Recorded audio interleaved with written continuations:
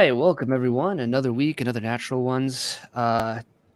Thank you, as always, to Victor for showing up every week. Hi everyone, and you're welcome, man. And why are you laughing? I don't know. I'm just laughing because we got Greg. I'm sorry, Greg. We didn't get the link to you, and then you showed up during the. Thank you for showing up too. That was my bad. Yeah. No problem. And we got CriticalDom.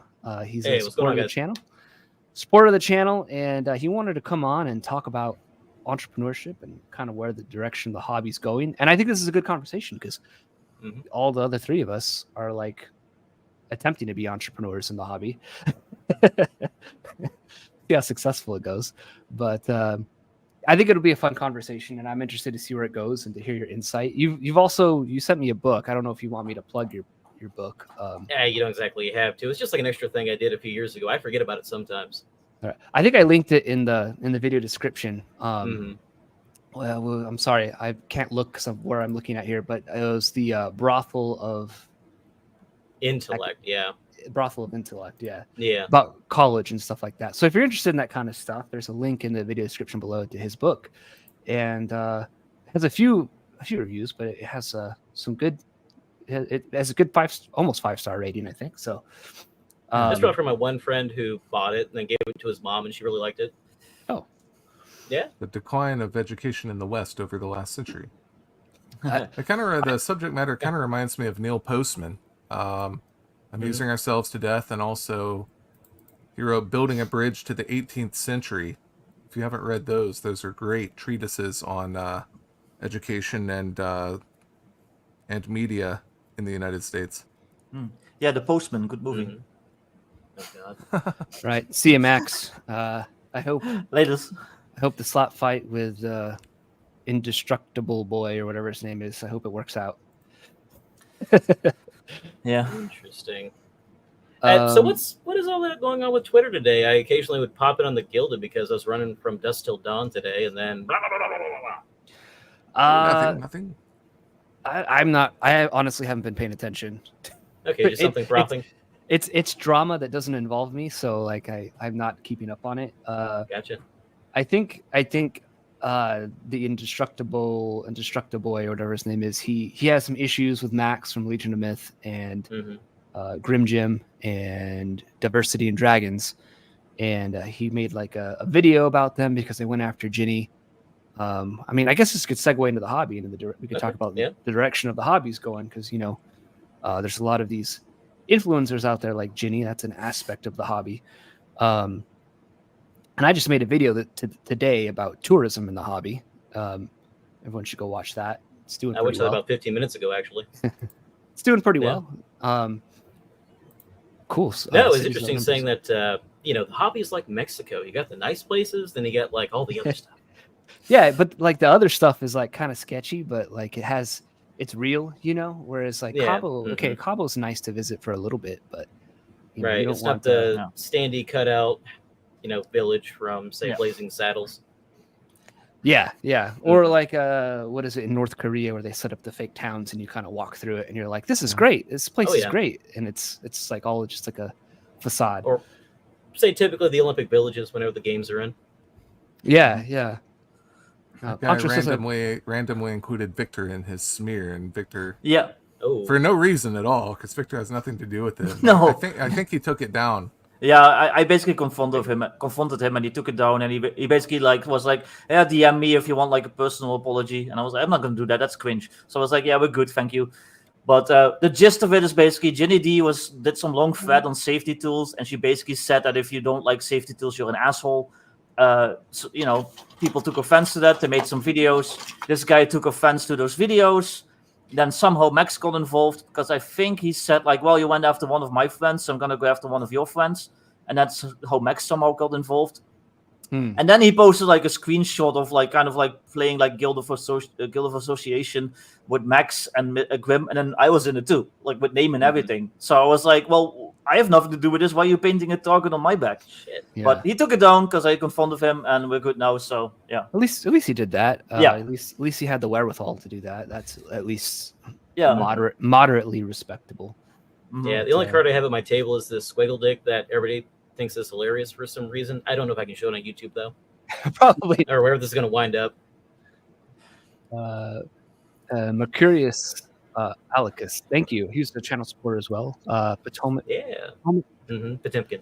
Potemkin Village. God, I can't talk. I still rate IDB mediocre. That's Indestructible. Yeah. But yeah, I don't know. I'm kind of over like drama. Like it's drama that doesn't involve me, and I just want to focus on games. Talking about games, making games, playing games. Drama just sucks all the good vibes out of the room and makes you not want to do any of that stuff. So no, don't worry. There's plenty of RPG gates that you have yet to start.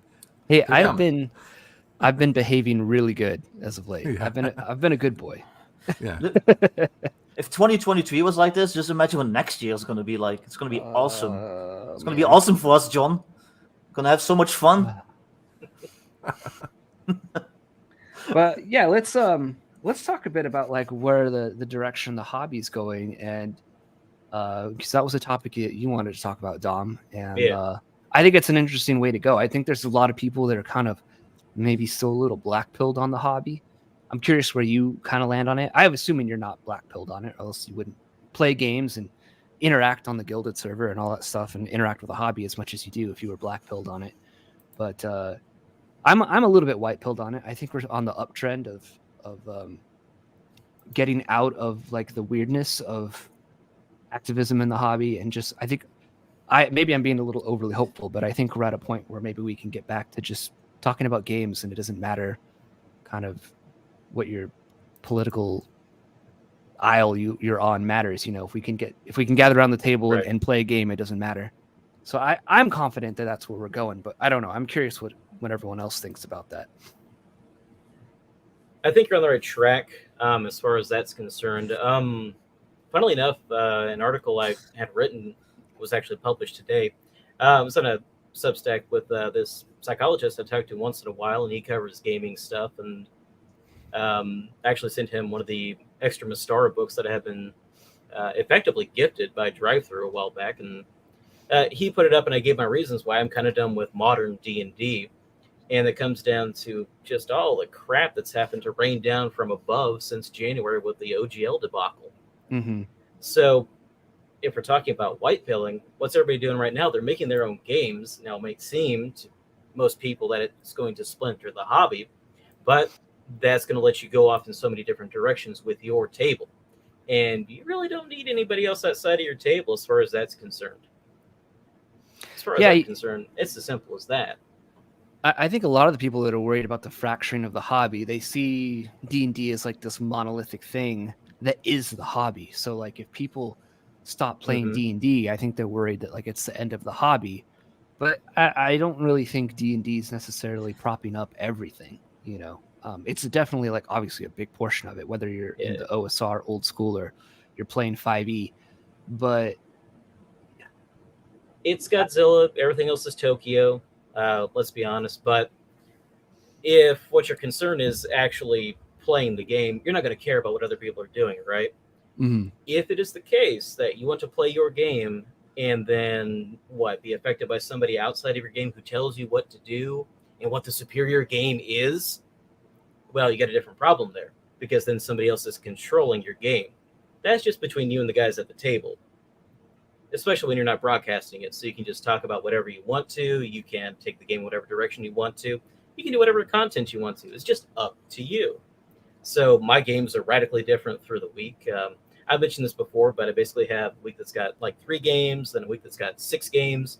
Oh, man. And just about all of them do have different approaches in how they want to do everything. Monday night, now it's a dungeon crawl.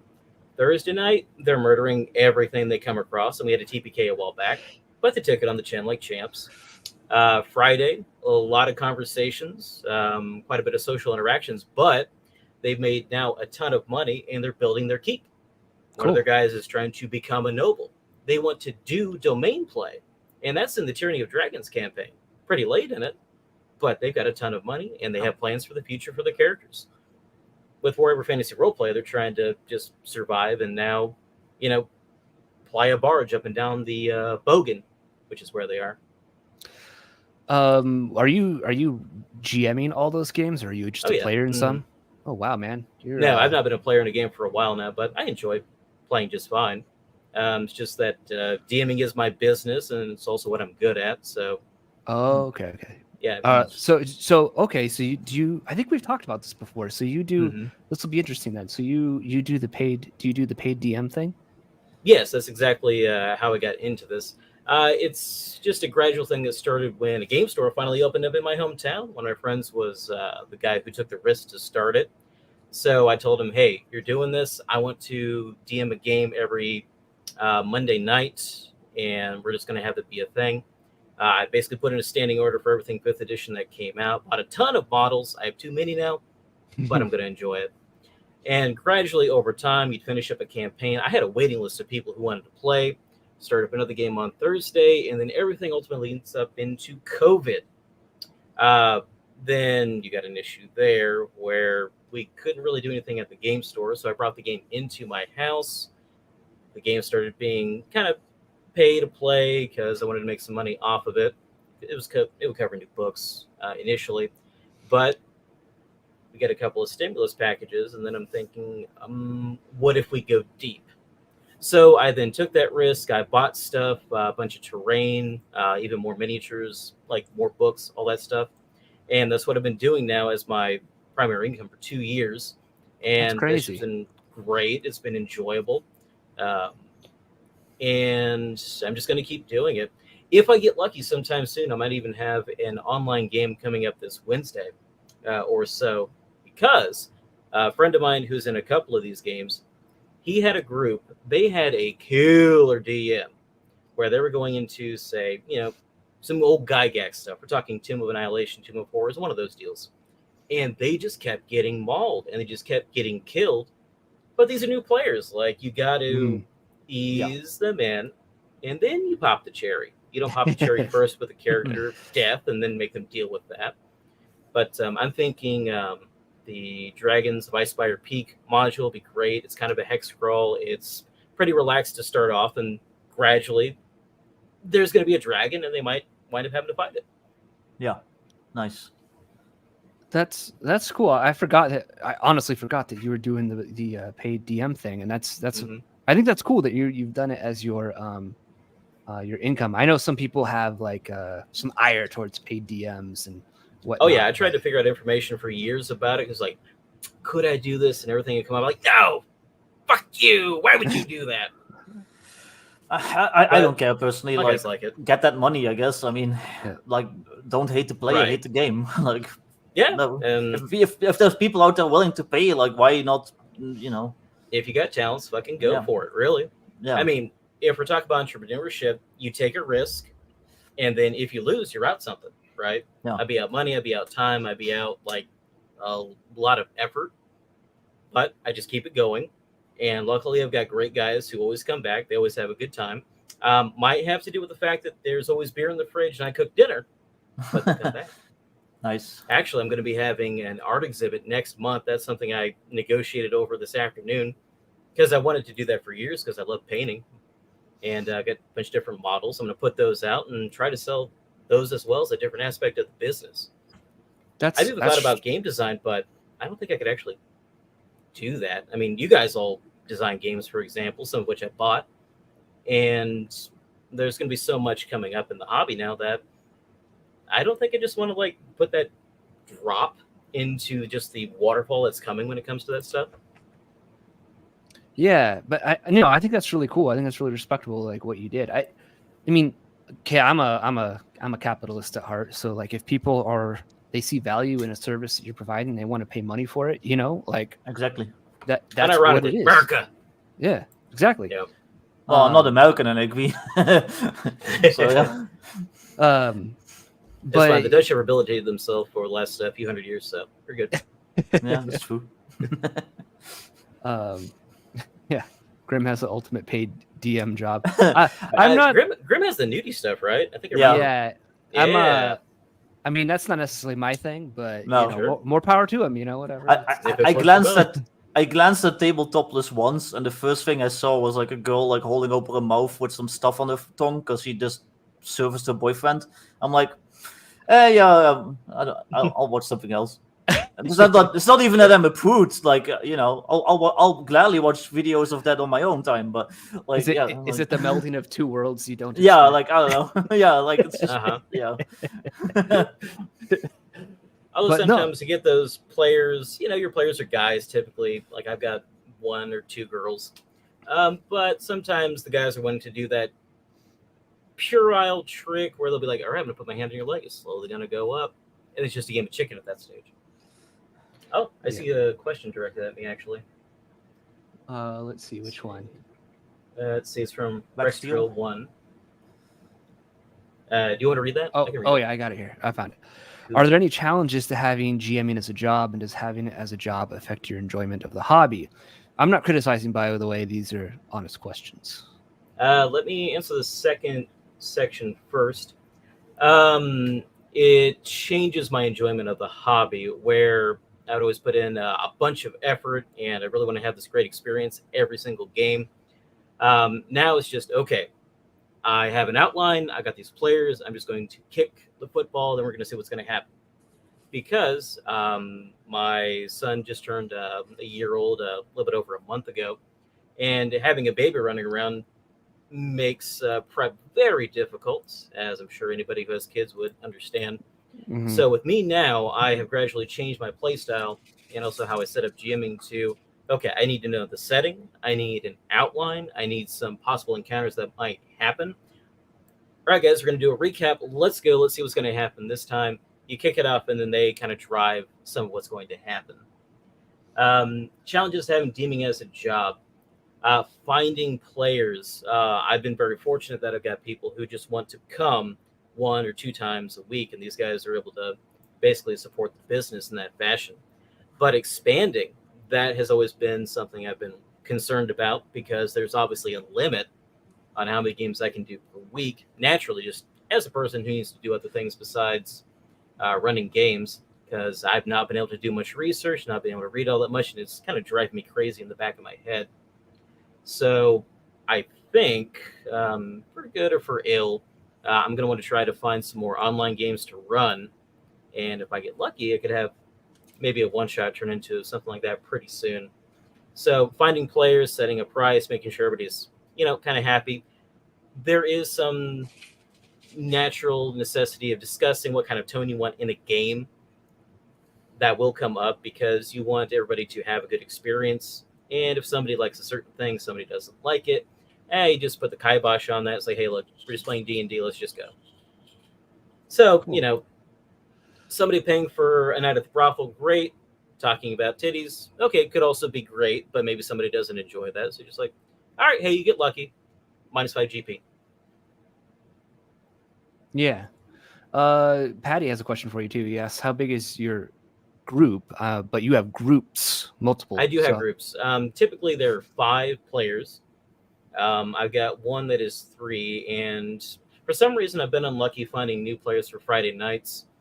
So that it's my Tyranny of Dragons campaign, and we're going to wind up wrapping that one up in probably about a month and a half, because they're just kind of hurtling on towards the end, because they're just wrecking all these encounters now, and they're putting dragons to shame.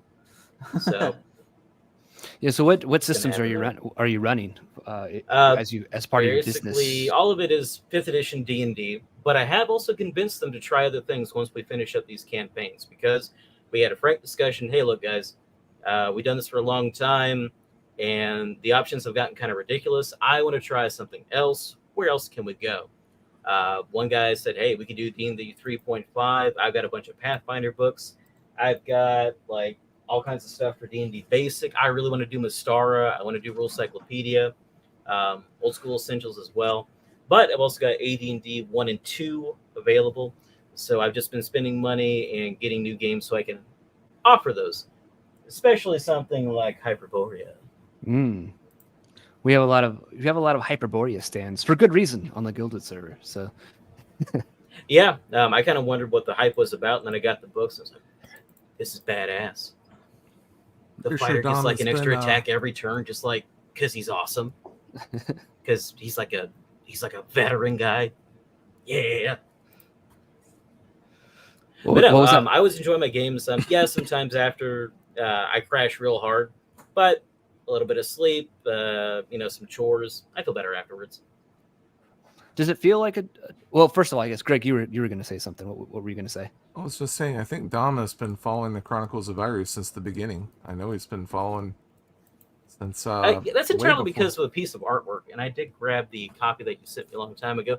Look at this fucking cover. I'm playing this game. Yeah. That's I've seen that.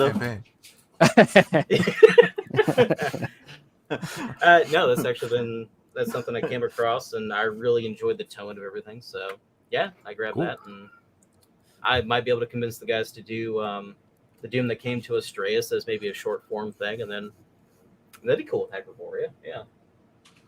I really love the idea of like mixing and matching, which is what they used to do in the hobby, where they didn't even really understand that AD&D is not supposed to be mixed with BX or anything like that. They just did it.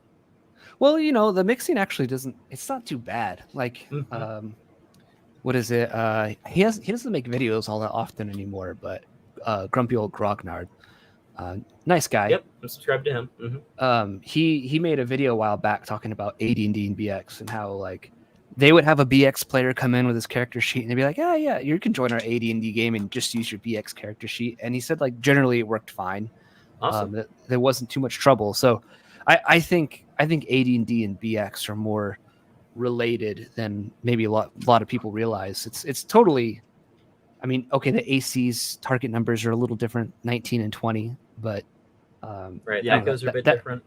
Yeah, but those are easy to fix on the fly. Mm-hmm. Yeah, like weapon proficiencies, but easy to add to. I mean, kids can easily understand descending armor class. They just have to not have a preconception of it. Sure. Bam. Yeah. I ordered the 2E core books, and I'm planning to run some 2E. So now I have to get used to FACO, but it's pretty easy. So now it's a fairly easy formula once you figure it out. The only thing that bothers me is the damage ranges in the dungeon in the monster manual. I don't like damage ranges. This could be dice, but that's a minor issue. Oh, where you have to like look at it and you're like, it's 3 to 18, and you're like, okay, wait, that's 3d6. Yeah, like that. Yeah. Oh, is that your 7-8 thing? Yeah, like so some are like like a 7-8. I guess it's like 1d2 plus 6 or something. Like I don't know, but yeah. Coin flip plus 6. Yeah. But it was something I want to say earlier because we were talking about how D&D is kind of like the pillar, and if you take it away, like the hobby might collapse. But I remember like eras where D&D wasn't really, at least in my circles and in my experience, wasn't really the main game that was played. Like when 4E was out, like 4E was kind of considered like universally dog shit, so nobody really played it.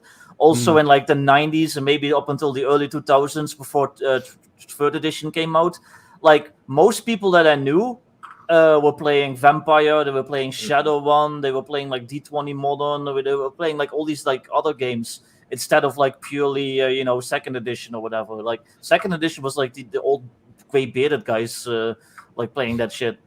So yeah, the 90s was like not the era of D&D. Yeah, right. So I think there's room for like D&D taking like, what I'm trying to say is like I think there's room for it to take like a backseat and like let other games like have their 15 minutes of fame, because it's happened before, at least in my experience.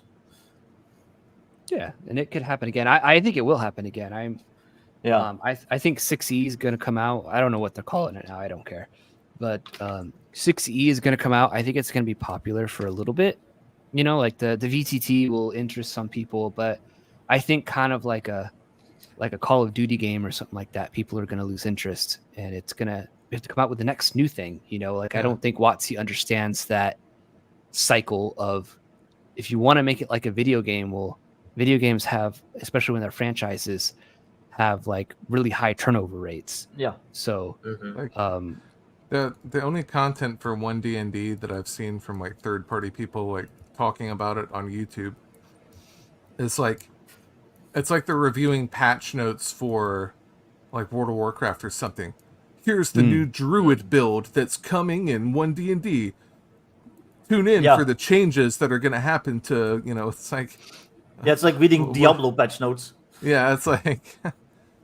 okay, I'm not into like builds and you know that's just that not really like, did come out with 4th edition. Everybody was talking about builds, and also everybody was also playing WoW. So Yeah. that was a great criticism. But I Well, still I have a lot think of 4E stuff. I think video games have changed a little bit too. Like, you still got WoW, you still got the Diablos and stuff like that. But there's also a lot of people playing like the roguelikes, playing like the Dark Souls types games, like the really hardcore stuff. So like you can't just really make like your game like WoW anymore and expect like universal appeal. yeah, I think Wizards of the Coast wants to try and make D&D into that somehow, not completely that, but have that type of like slick look and feel and Yeah. virtual tabletop and be mostly online. And it's just, I don't see it working in the long term. Having people come to a table only with their laptops and say that they're playing D&D is fucking disgusting. Yeah, that's a Hey LAN guys, party. I'm just going to look at this screen here, and then we're going to play pretend while looking at the screen. You just need a book. You just need dice. You just need paper. You don't need anything else. You don't need anybody adjusting things or updating something in the VTT that you don't like anymore. Because that's all a patch note. I think a VTT has its purpose. Like for someone like Vic, who doesn't really have anyone around him to play with, and he interacts with the hobby and plays via like Roll20 or Foundry or various VTTs. But bringing laptops to a table to play in person, it's just like that's bizarre to me. That's a weird LAN party. Well, I'm doing a VTT, but I'm still using like hand-drawn battle maps. Sometimes we literally just have like a white screen and somebody with MS Paint has drawn like a rough map of what we're doing. So there's still like kind of like those old school kind of like vibes to it. It's not like but that's a far cry from like sitting there looking at like a 3D character, which personally I don't really mind that either, because people act like this is a new thing, but like you could do that in Neverwinter Nights, like in the early 2000s. Like people were playing 3rd edition D&D in Neverwinter Nights. Like they had like full custom like campaigns that went on for years. So I don't really mind it, but I don't want it taking over the hobby like completely. As like a side thing that might be fun to do occasionally, like with your friends, sure, but I don't want it to be like the standard, if that makes sense. Yeah.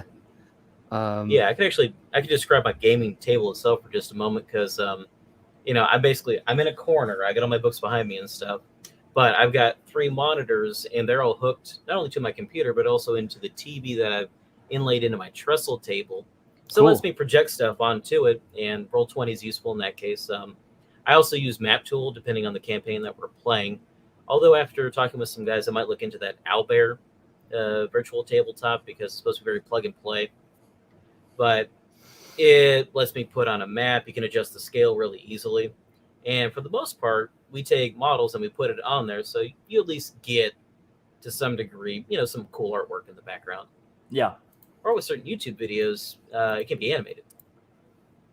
Yeah. Albert Rodeo, yeah. I think that's it. Yeah, that's what it's called.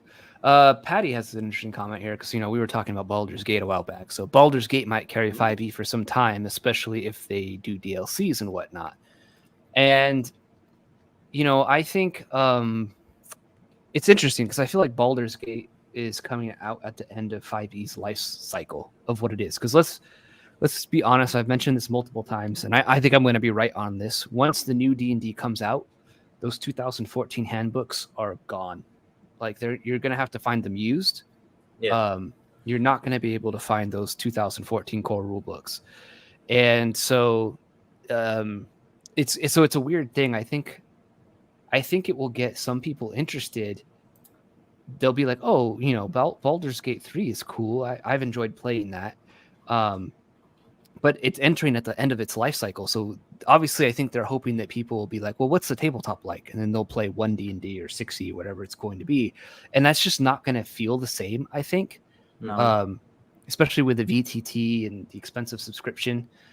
So I think maybe it'll make that initial burst of interest into the hobby, but I don't think a lot of those people are going to stick around. Some of them are going to find it too expensive or undesirable, or lots of stuff like that. I don't know. That's just my opinion, but I think BG3 came out too late. Like, it's going to do well as a video game, I think, and I think it's going to go for a ways as a video game. But as far as like funneling people into the hobby, I'm not so sure. And we've talked about, Vic and I talked about how Larian Studios, when they did Divinity 2, that game had a virtual tabletop. Like if you had anyone else that played Divinity, you could do like a GM player mode and it could roll dice. You had like campaign maps you could put up and you could build encounter maps in it. And it was like an add-on thing. It's essential, and it was given to you for free with Divinity 2. And Wati wants to charge you who knows how much a month to have one D&D. So I just don't see it being necessarily competitive. I think there's going to be a lot of hype at the beginning, but I don't know. My guess is they're going to want the influencer crowd to push sales. And so that's why they're going to try to work closer and closer with them and bring them on into the fold so we get all the free stuff so they can try to sell everything to everybody else. Yeah. I think, I've been playing the shit out of Baldur's Gate 3. It's really fun.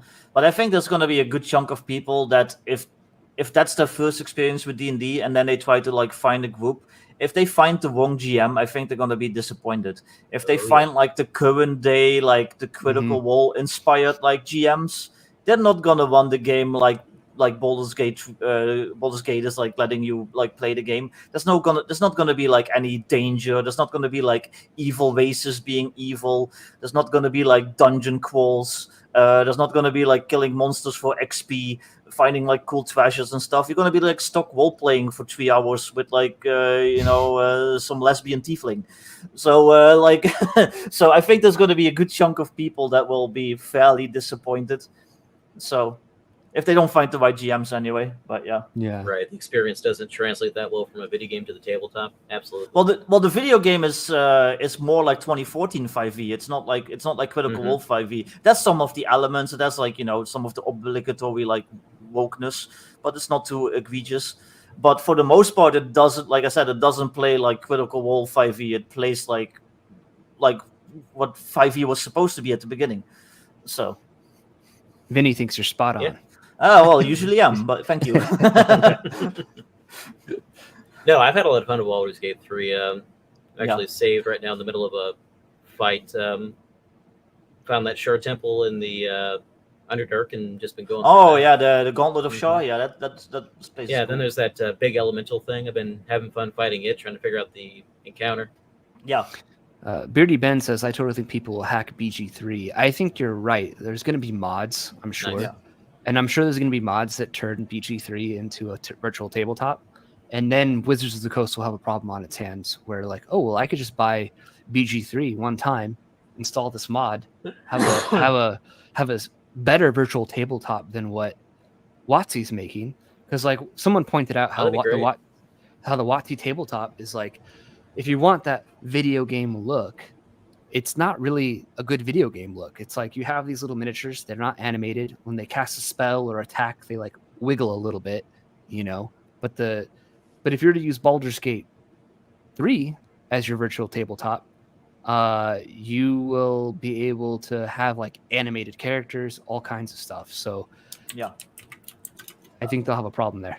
Yeah, there's mods. There's a mod that lets you do like 8-player multiplayer, but you're still playing through. You're still operating within the constraints of the game as it is now. You can't just like freely cross the maps and have like your own adventure. It's like still, all the NPCs and all the dungeons are there. But if they somehow figure out like a way to create like their own levels and stuff, then like a level creator mod or something like that. Yeah, like if Larian like releases the tools for that, like that would be awesome. I don't know I wonder if Larian would. I don't know. What's up, Matt? Thank you for the $1.99. Appreciate it. Oh, Patty had a question. Yeah, I'm looking at the chat. How often do you kill your players? I never kill my players. They pay me money. Characters, though, it just depends on the night. Friday game, despite being really close a few times, none of the characters have died. Thursday nights, we've had a TPK. We've had like 3 other characters die from that, so it's about 7 casualties there. Monday night, it just gets sideways sometimes, and somebody tries to fly away from the Griffin Knights in Waterdeep. They realize that their flight is way slower than a Griffin, And so they got a player in their hands. They realize that they're not going to be able to really stop from giving this information that'll just incriminate the entire party. So they go terminal velocity and just splat on the ground. Then I got one guy who's making a new character. He died in character creation because he didn't like what he got for his stats. It was hilarious. Because this is a house rule, but we think it's a lot of fun. If you would just make your character real quick, grab 6 d20s, roll those for stats. Yeah, that works. So, that works. Yeah. It's a bit quicker, and sometimes you get horrific stats, and sometimes you might want to play that. So, character death is a constant concern, even though the characters in 5th edition are superheroes. But the right situation, some bad luck, you can still get a TPK. Do you feel, because this is one thing that's been hard for me, is like someone's paying to play in your game, and obviously I guess it depends on the customer, so they're paying for like an experience. Yes. But and part of that experience, in my opinion, might be your character dying. But have you had any like issues with players like, well, I'm paying you money, why are you killing my character, or anything like that? Or no, but I have actually had to moderate a dispute between a couple of players because one of them, this was in my Curse of Strahd game, his whole shtick was becoming a lich because he was making deals with the Dark Powers, and I also wanted to see what nonsense he would try with that. Well, because he knew another player wanted to play a different character, wanted to kill that player's current character, right? He didn't tell anybody about it. He goes to try to do it. And I'm like, what the fuck are you doing? And so, he, for some reason, started to get upset. So I had to kind of talk. And I was like, wait, hold on. Take it back. We know he wants to try something else, but you got to talk with people about this kind of thing, especially when it's a character, because the party should effectively be sacrosanct. Anybody else, okay, they're fair game. NPCs, also fair game. But the party, the players at the table, they should not be touched. Okay, they're tribunes. Okay, they're tribunes of the Roman Republic, and you guys are the Republic. So that's kind of how I deal with that. But beer, pretzels, everybody's having a good time otherwise.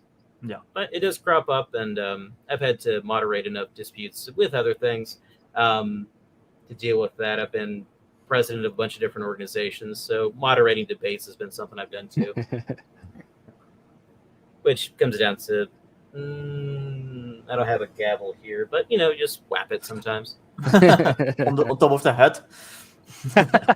Bludgeoning damage. Wow. Yeah. Guys, unfortunately, I'm going to have to drop out early. Oh, no worries. Man. Oh, sorry, man. Yeah. Sorry. Yeah, sorry about that. Something came up. No worries. Talk to you guys later. Bye. Gotcha. Have a good one.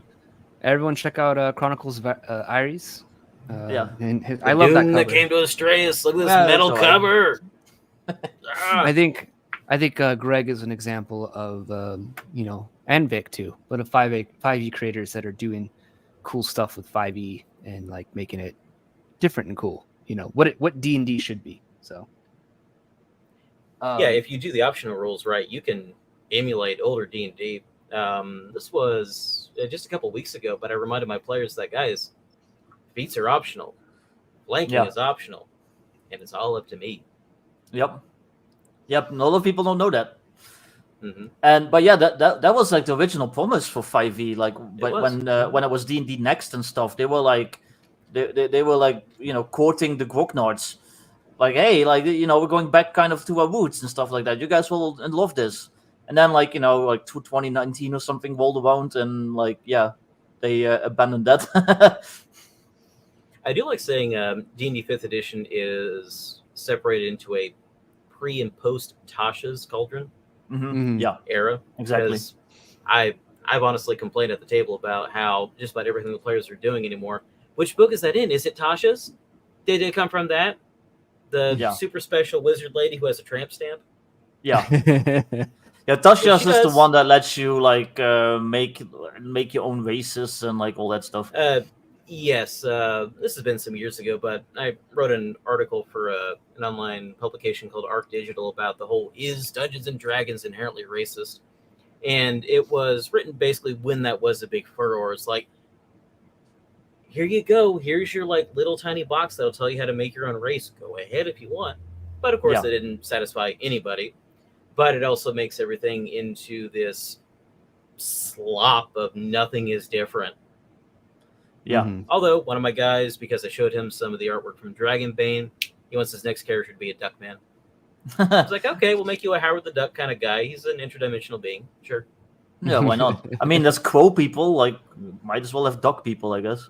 Mm-hmm. I did put Kinku penguins in immediately because I made them Nice. into like servers on upper class, establishments. Well, they are wearing like the little tuxedos and stuff. So They are, and if you give them guns, it's even funnier. yeah, I mean, you can use Probably my book all for about that. Yeah, you can use my book for that. Joshua says humans are GTFO. I like humans. Hey, give me dwarf. I like lots of things. I don't even mind tieflings so much. Like I like tieflings in original Planescape when they were like still kind of like creepy and like mysterious and stuff like that, and they smelled like sulfur. But like now they're just kind of like they got this reputation, and I know where it comes from. But Yeah, people are what was that? That was that girl that was very upset. Max went over it on Legion of Myth. Yeah. That was very upset about tieflings and how they are treated in Baldur's Gate 3. And I think that's because, the core rulebooks in 5e, which I don't expect 5e people to actually read those, but they talk about how the tieflings are kind of not trusted and because of their origin, their ancestry. And so obviously Baldur's Gate 3 was looking at 2014 to 2017 5th edition and was like, well, that's what tieflings are. Plus they're in a druid enclave. Druids are jerks. yeah, I'm actually very happy for that depiction. It's like, get out of nature. I'm going to kill you. well, the main druid that's doing it, well, spoilers, but she's also kind of evil, so. Mm-hmm.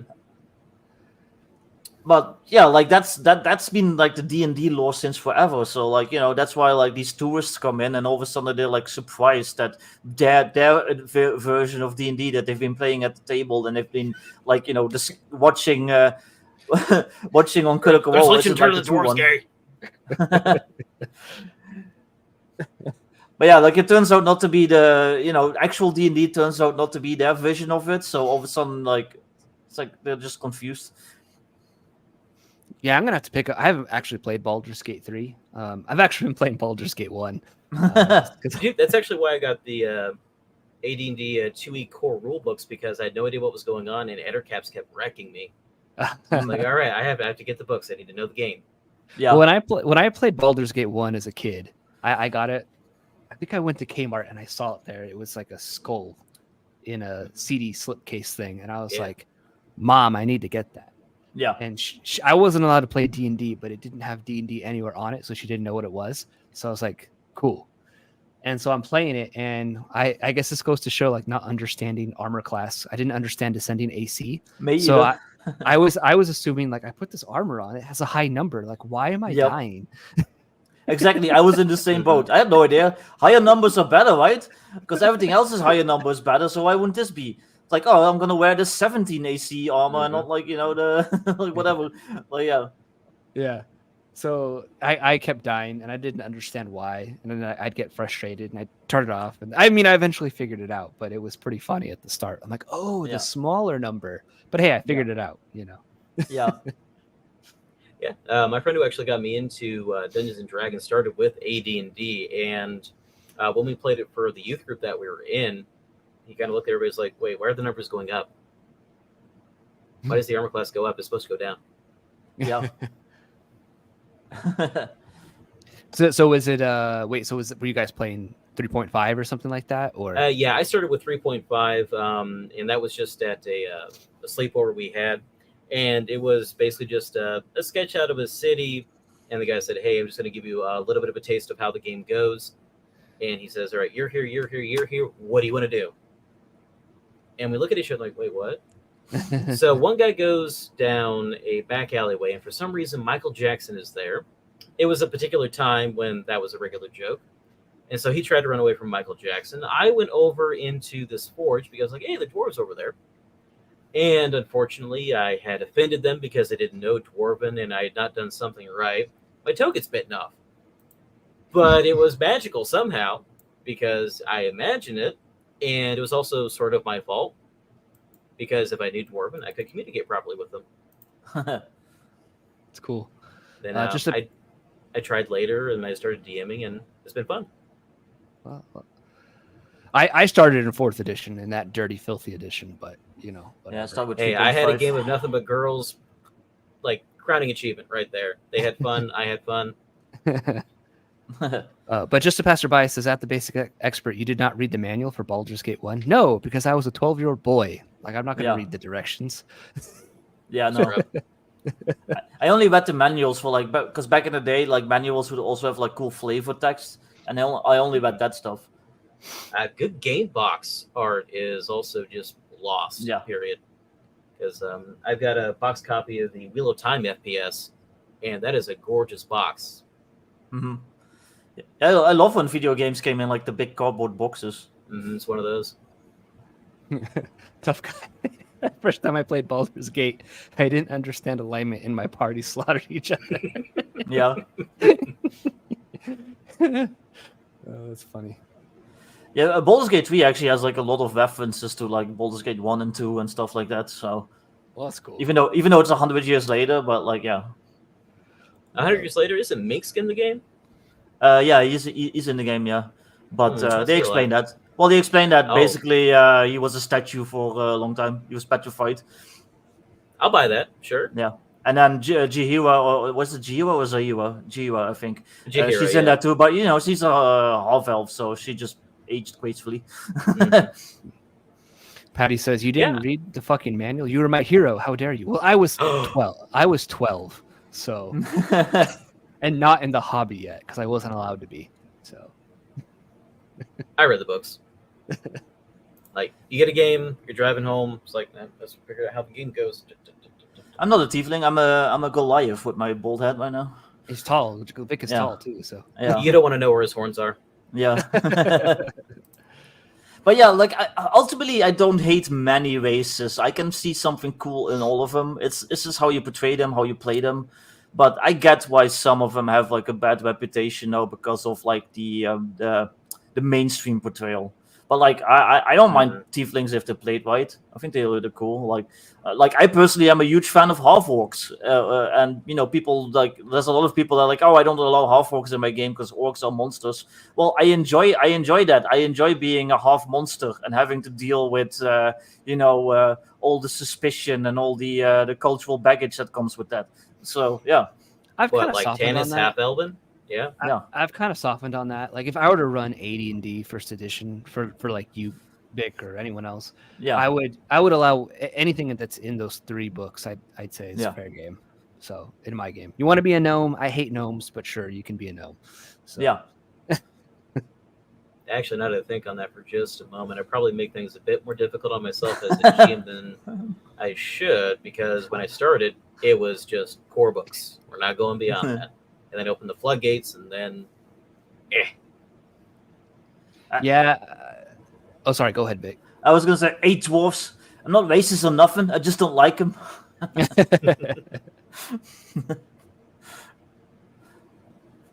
There's not that many races I hate prepared to be clipped out of context. Yeah, that's true. It's not that many. There's some, but not that many. Just some, very minimal. I'm only like slightly. The one I don't really like is because they're just so different from the original portrayal. Is the weird half giant race that's in 5e, the Furbolg. Like they're just now they're just like big goofy cowmen. But like if you look at like original art, they were just like big Viking giant dudes. Like it's way cooler. Like so. Oh, that might explain why it sounds like an old English word, Beerbolg. Yeah, gotcha. Stop gnome hate. No. Hey, they did that with 4th edition. People were mad. They put the gnome in the monster manual. They had to make a video about it because they brought the tiefling in and the drow in.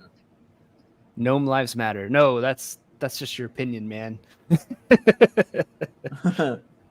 Nah, I don't. Actually, I actually do have a player. He really hates gnomes. So one of the other guys made a mechanical gnome character because that's a 5th edition option. It's just to annoy him. But I guess back to like where the hobby's heading, though. I mean, I guess like I said, I'm kind of white-pilled on where things are going. I kind of see, for instance, like the culture war stuff. that's why I haven't really touched on it in a long time myself, because I don't think it matters anymore. I think the hobby has separated out enough. And I think to a degree it's always been separated out pretty well, because I have like I had a 5e player who's in my BX game. So he started in 5e, and I was like, hey, you want to play in my old school game? And he's like, sure. And like, he had no clue. He loved D&D. He played every week with his guys in 5e. They were having a blast, but he had like no clue about any of the controversies going on out there. Like, they just played from the 3 core books, because that's like really all you need. Yeah. And so like when he'd come to our games, and a few of us are more online with the hobby obviously than he was like, whoa, like this is a thing. Like, so I am confident that there's more people like him out there that are just like in 5e, but they just play the game and they're like, oh, this is a thing? Like, I didn't even know that like there were these weird twink tieflings, that this was a concept, like I hadn't even known about that in my 5e games for a long time. And I was running a 5e game for some friends, and I invited more people into it. And two people wanted to be tieflings, and one of the other players was like, hey dude, are you gonna like allow that? Like, you're asking for trouble. And I'm like, why? What do you mean? I don't understand. It's like, no, man, you're opening the floodgates if you let them be tieflings in your game. And I was like, I had no idea. That game ended up not really happening, or at least those players didn't play in that game, but they ended up backing out. But yeah, I'm confident there's a lot of people like my friend who are just like, oh, they're not online, so they're just like, oh, that's going on. Like, I didn't know. Yeah, since everybody seems to be developing their own games, or they're trying to make some supplements for other editions, to use a very tortured Dune metaphor, it's almost like at the start of the year you have the OGL debacle, then everything else happens. So Leto II is splitting off into his various small forms after being the man sandworm for 10,000 years or whatever. And each of them is going to have a bit of a memory of how it was. Yeah. But they are off all doing their own little things. So I think it'll be kind of healthier as far as the gaming is concerned. Because as far as the kingmakers, as I like to call them in the hobby, your Dimension 20, your Critical Role, you want to be on their good side if you're trying to get real big in the hobby. But if they're going off and doing their own thing, maybe there'll be some sort of a split where that sort of thing doesn't matter as much. Mm-hmm. I'd hope so, because there needs to be more room in, let's call it the market, for other kinds of products, other kinds of approaches to the game. And most importantly, if you see it, you want to play that way. So, for example, last November, I ran a kind of a short murder mystery actual play, and my players had a blast. But watching some of the videos, I was like, this doesn't look like a product people really want to watch, but they were having fun. So fuck it. Yeah. That's the dichotomy of actual plays. There's some out there that think that an actual play is a good example of what your game should look like. But the problem with an actual play is that there's hardcore player buy-in that is there to, in my opinion, uplift the GM so that the GM looks really good. Like, the players are playing along. They're not just playing their characters, but they're playing their characters in a way that is like, lifting up the GM to make his job easier, so that it looks good for the audience. They're not just playing for their own enjoyment, like a lot of 99% of the tables in the world are doing, but they're playing to an imaginary audience that they can't see. And I think as soon as you shift your game towards not only trying to make players happy, but also an audience out there that it isn't playing, like, you all of a sudden run into a bunch of different problems and a bunch of different needs and a bunch of different tools and situations and concerns that you otherwise wouldn't have if you're just like, are you guys having fun? My players, are you guys, is this being a good and enjoyable experience for you guys? So it's different needs, it's different situations, it's different problems, all that stuff. Yeah. Well, in my opinion, the big problem with Let's Plays is that, you know, the GM and the players might be really enjoying themselves because they're like fully immersed in what they're doing. But like that doesn't mean that the audience, like, you know, thinks the game is good. Yeah. And, you know, it's kind of why the voice actors have it. Yeah. Well, we all know the people that say that, you know, if you don't do live plays and stuff, like you're a shit GM and stuff like that, then they act like, you know, they're awesome. But I've watched their live plays, so, you know, I can really get into them. Like, I'm glad that you're enjoying it, but I get paid. I don't need a live stream. Yeah. Sure. Goodness. But yeah, you're solely focused on making it an enjoyable experience for those players that showed up to game that night, you know. So there was a point, I'll admit this, that we were talking about, hey guys, what if like we try to get me extra revenue by streaming, but the kind of material that comes up at our tables, just it's friend jokes, it's off-color jokes, it's horrific references, that kind of stuff.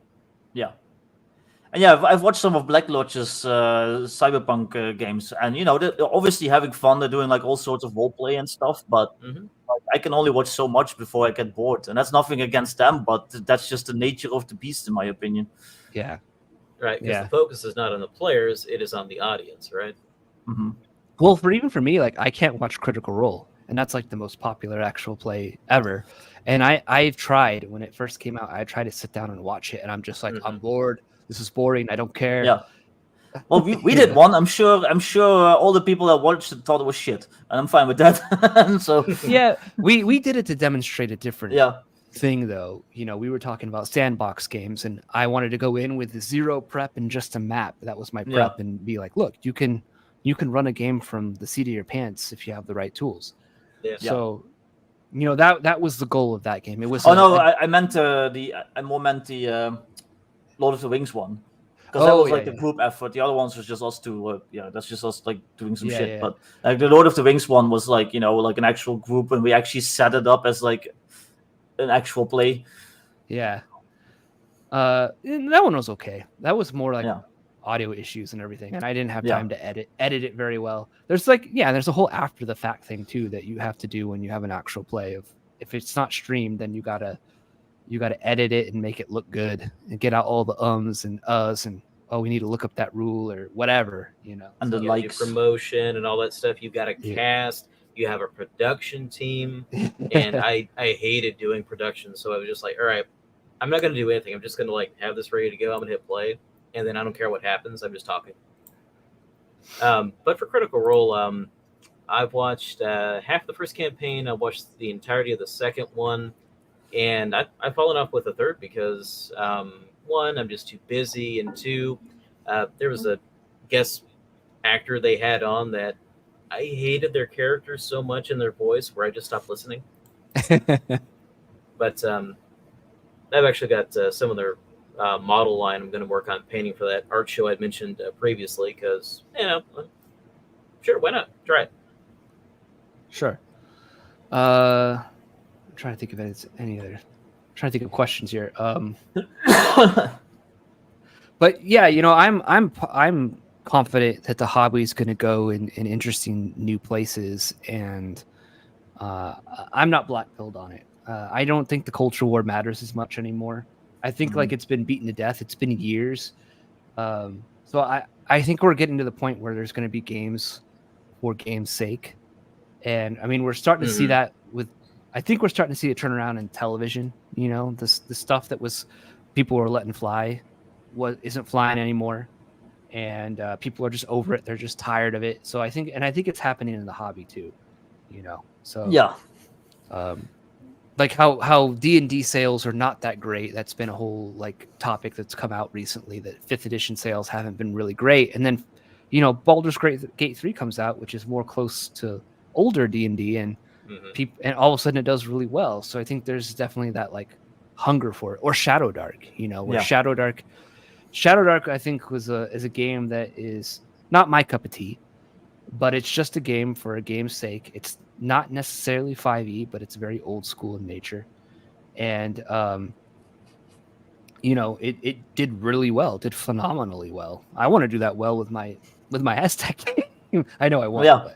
But, you know. I just got to get on Professional Dungeon Master's channel and do yourself a nice media blitz. Yeah. I'll John allow Sharp. you to get to 5,000 for your Kickstarter, John, but don't go over that. 5,000 won't cover the cost of printing the book, so so I would be screwed at 5,000. But yeah, That's Yeah. the difference between what I do and what you guys do. Is as far as costs are concerned, I got the books and stuff I already got. Otherwise, Yeah. Now mine was 5,000, but I was doing print on demand, so like yeah, I and didn't have any cost there, just art. yeah. Block Lodge games, there's nothing left to be said in the culture war. It's boring, and I agree. It's just boring. is there anything worth cultivating in it? Not No. just enemies. And if you are an entrepreneur Yeah. in the hobby, if you are trying to make a business out of this, you can't be this like crazy fringe edgelord and then also go like, hey, buy my stuff. Because or if you're a dungeon master like you, like, hey, I'm a paid DM, like hire me. Like you can't have your cake and eat it too. So if you fling poo, you're going to have poo flung on you. And you have to be okay with walking around with poo on you and accepting that other people don't want to be around you because you have poo on you. So that's my Pretty analogy. good. Yeah. Some people are into that though. So They are. They There's go an in the audience. closet yeah. and they just hang out away from the normal people. Then they can just throw at each other while they're in there. I think this is very black-pilled command post gaming. I don't see it going away, the culture war. I see it just constantly being something that's going to destroy everything in its path. And if nobody fights back, there'll be nothing left. I disagree. Like, people are sick of it. Like, even normies, if you look at like normal people, everyday people, they're not nerds. They're not terminally online.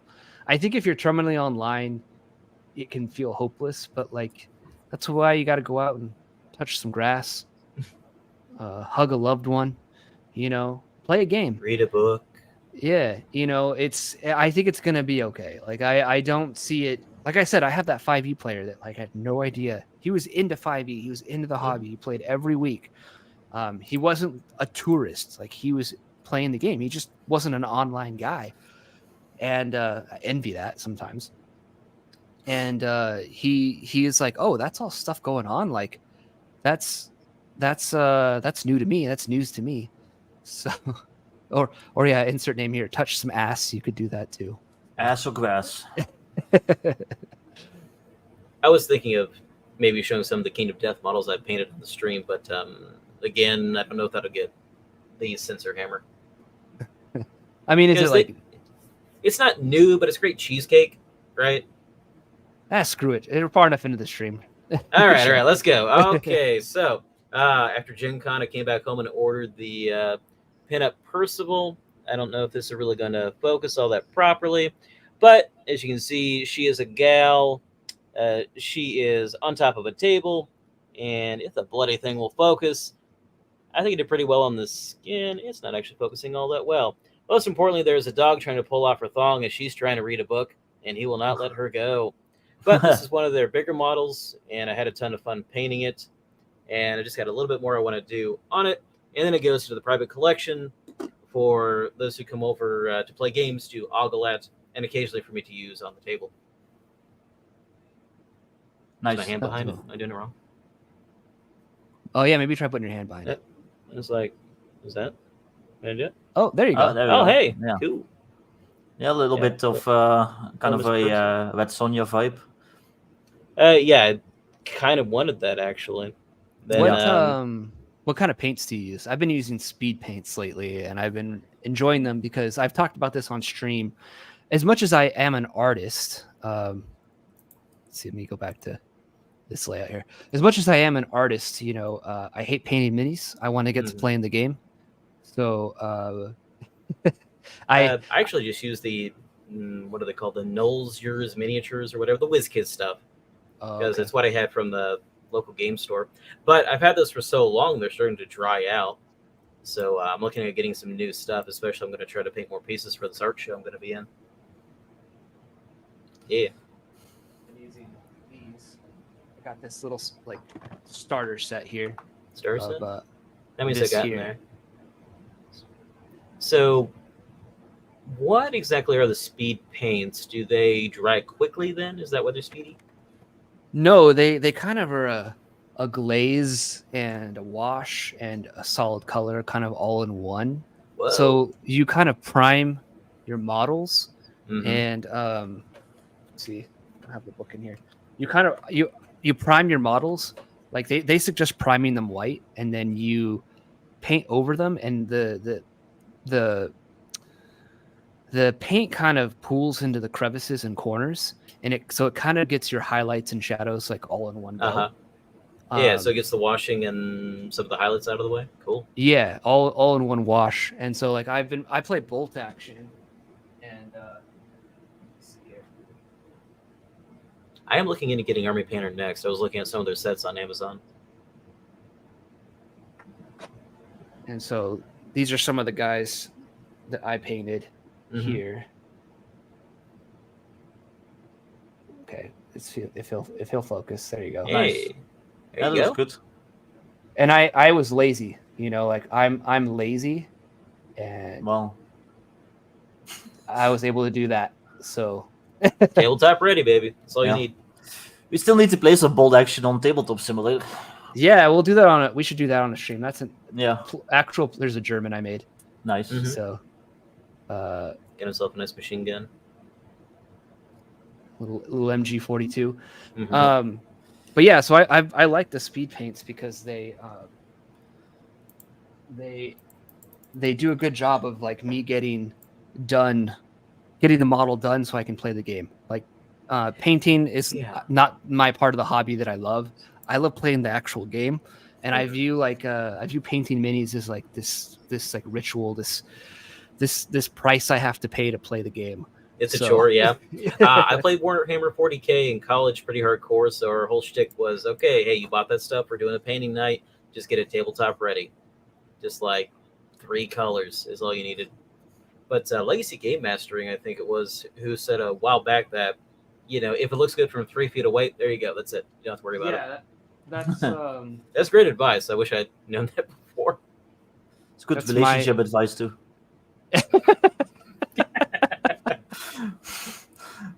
that's my goal with these guys is I just want Hold them on, to let me look. see how far away I am from the camera. I'm over 3 feet, so yeah. Yeah, those looks really good. Like it. And like I said, that's from someone who hates painting miniatures. So Mhm. I need to start playing bold action and then do a hack to like include like monsters and stuff. Have like weird wars too. yeah, we'll play That'd be some fun. we'll play some bolt action on Tabletop Simulator. I just gotta like I want to set up the Band of Brothers starter set and on Tabletop Simulator, and then we could play like a little one-on-one on it, Yeah, and you could give it a shot. But yeah, that'd be fun. As so long as I win. this person asked, do you use Army Painter Primer too? No, I prime them. So I go to Home Depot and I go and I buy the matte camo brown color. And I paint all my World War II Army guys that I don't prime them white. I prime them like a camo brown. Because when I do the wash with the Army Painter speed paints, it like already has like that Army color to it. So it's kind of nice it saves me a lot of paint. Because it's kind of like I can just do like one layer and it's good to go, or like a couple layers of painting and it's good to go. So like I actually prime. Let me see if I can.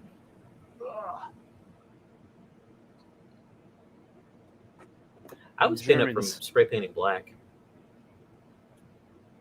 These are some Germans. I prime them like this,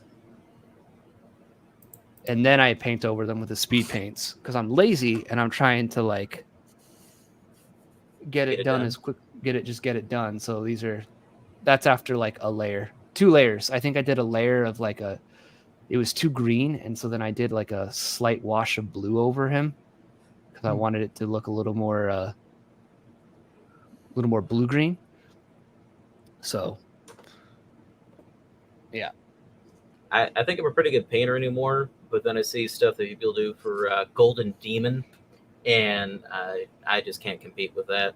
I can't freehand on the model and have this gorgeous eyeball be painted of Zinch or whatever. I never painted any figures. It's fun. I'm trying to convince a friend of mine to start. So you sit down for an hour, you just put the colors on it, put a little bit of Bob Ross or in the background. We'll watch some junk. I'll watch some junk TV with my wife, and I'll just sit there and I'll just paint my Nazis. Yeah. You know, that's why I like Bolt Action. They ship the game and they just give you like some decals, and they're like, here's a swastika, put it on your half track, because that's what it was historically. Just do it. Yeah. You're With playing World the War game, II, like, play the game. yeah, miniature painting is its own hobby, in my opinion. Yeah, it is. Oh yeah, I love it. The joy of I actually painting. didn't paint for a long time, and Nazis. then I got back into it, and slowly getting better from there. Because originally I was too afraid of using washes, but then I just decided to go deep. Army Painter is like all washes. So I don't have the book. It kind of gives you a suggestion. Here, you can kind of see it here on the side here. Like, yeah, you prime on One white coated like done. that. Yeah, Okay. I would recommend it. If you're like me and you just want to get your miniatures to the table and you don't care, speed paint is great. So There you go. You have solved a section of the hobby. Just speed paint it. Come on. Just yeah. Paint the And I models. agree. Get it done.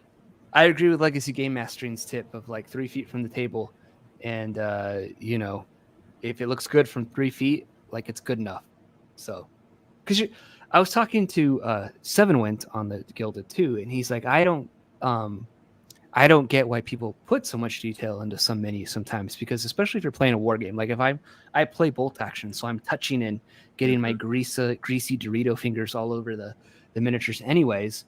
Like, why do you want to do this really nice paint job and then you're going to mess them up with your greasy, disgusting nerd fingers while you're playing the game? So get them just good enough to play the game, and then like, who cares? You get your greasy nerd fingers all over them. It's fine. If I had painted a really nice miniature and then I'm touching it and messing it up, like all those hours of painting just that one mini, it's like down the drain because you got Cheeto dust all over it. So, well, with me initially, it was the means to an end of playing 40K, but eventually, you enjoy the look of the model and you decide I'm going to put some extra effort into it, try to make it look a little bit better, and then you just go down a rabbit hole. Yeah, I guess I just don't enjoy. I don't get the joy out of painting minis like I do painting like a painting, for example. So yeah, I can't do that because I can't put paints to canvas or anything, and I really can't draw, but I can paint minis, and I love that quite a bit. What is it? Someone agreed with me. I'm with TBE. Don't care for painting or really mini collecting. So use token standees, etc. I was trying to find my Lego Nazis, but I couldn't find them. Sadly. I thought they're like in the bag somewhere, and like I'd have to like tear down my apartment. Did they do a World War II set then?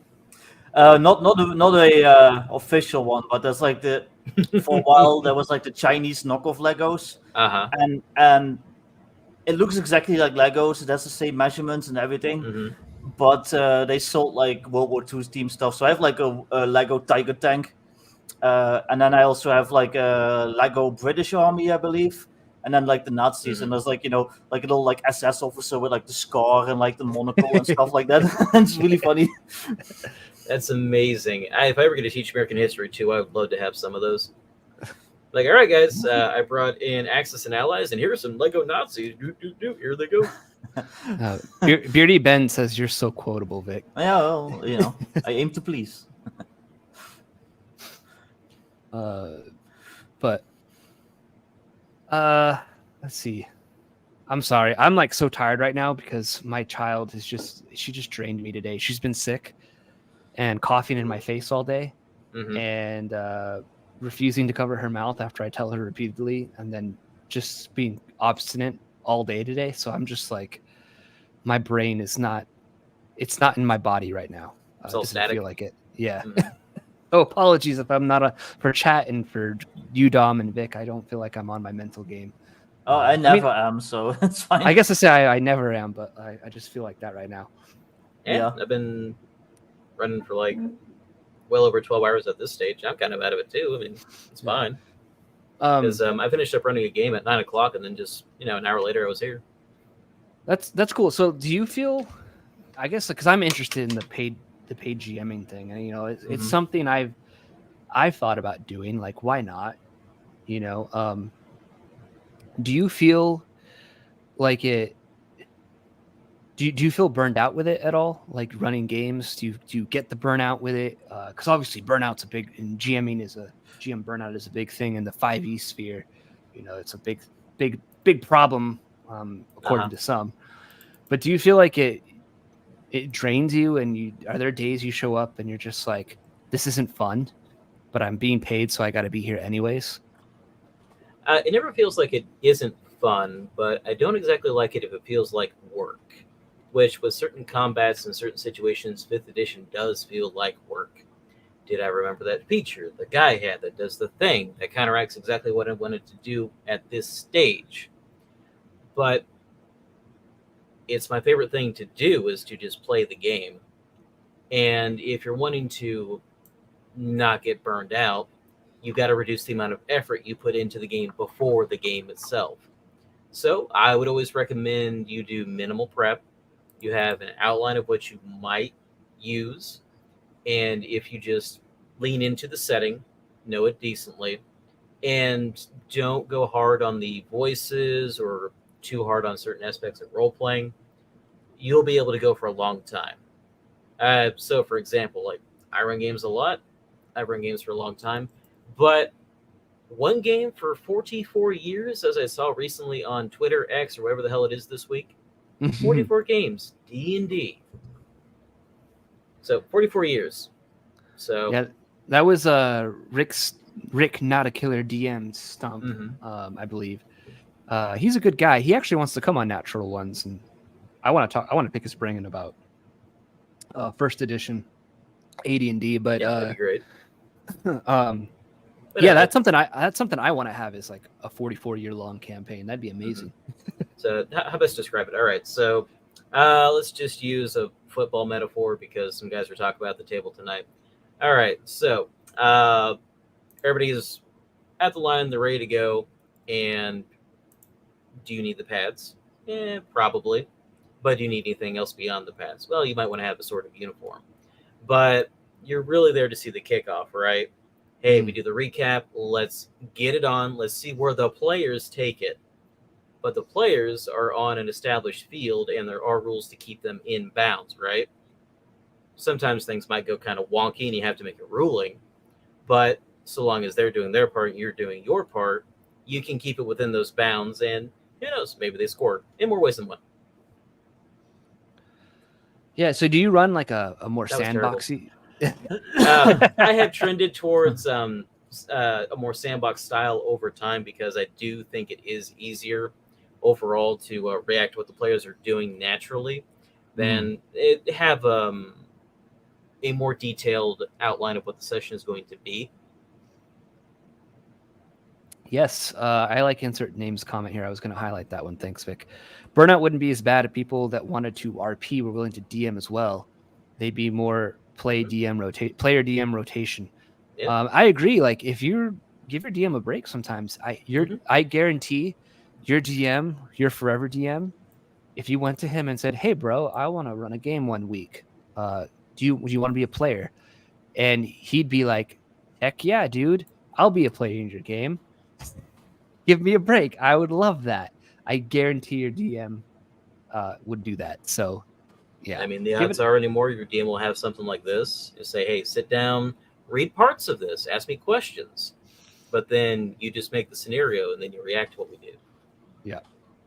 I love AD&D. I use the AD&D DMG when I'm running any version of D&D. It doesn't matter. It's an evergreen. It's universally useful, yeah. Yeah, evergreen, useful, universal book.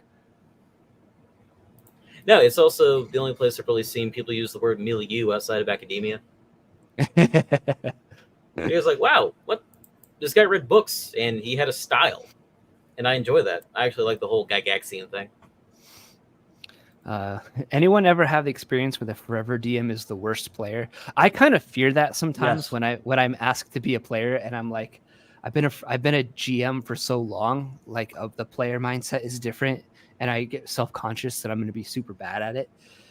But, I've had a couple of chances to be a player over the last few years, and for the most part, it's I got my skill set, then I just kind of like, I quite literally step back and try to have other people do stuff, because at the back of my head, I'm thinking, okay, how would we go through the scenario? How would we do this? How would we do that?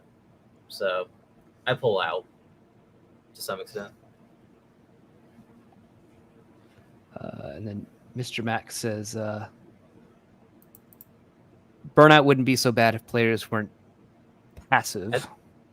Oh, I was going to say, is it passe? Passive. I agree. There's a problem where you have a lot of players that just want to have their hand held by the GM, and we've talked about this before. But are your players very like, let's go do this, let's go out there and let's make stuff happen? Or typically they have like what the player wants to do, but the character also have motivation.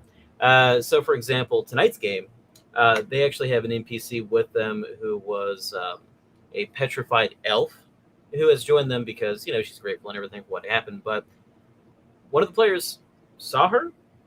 I was like, man, it's really lifelike. You think it might be petrification or something like that.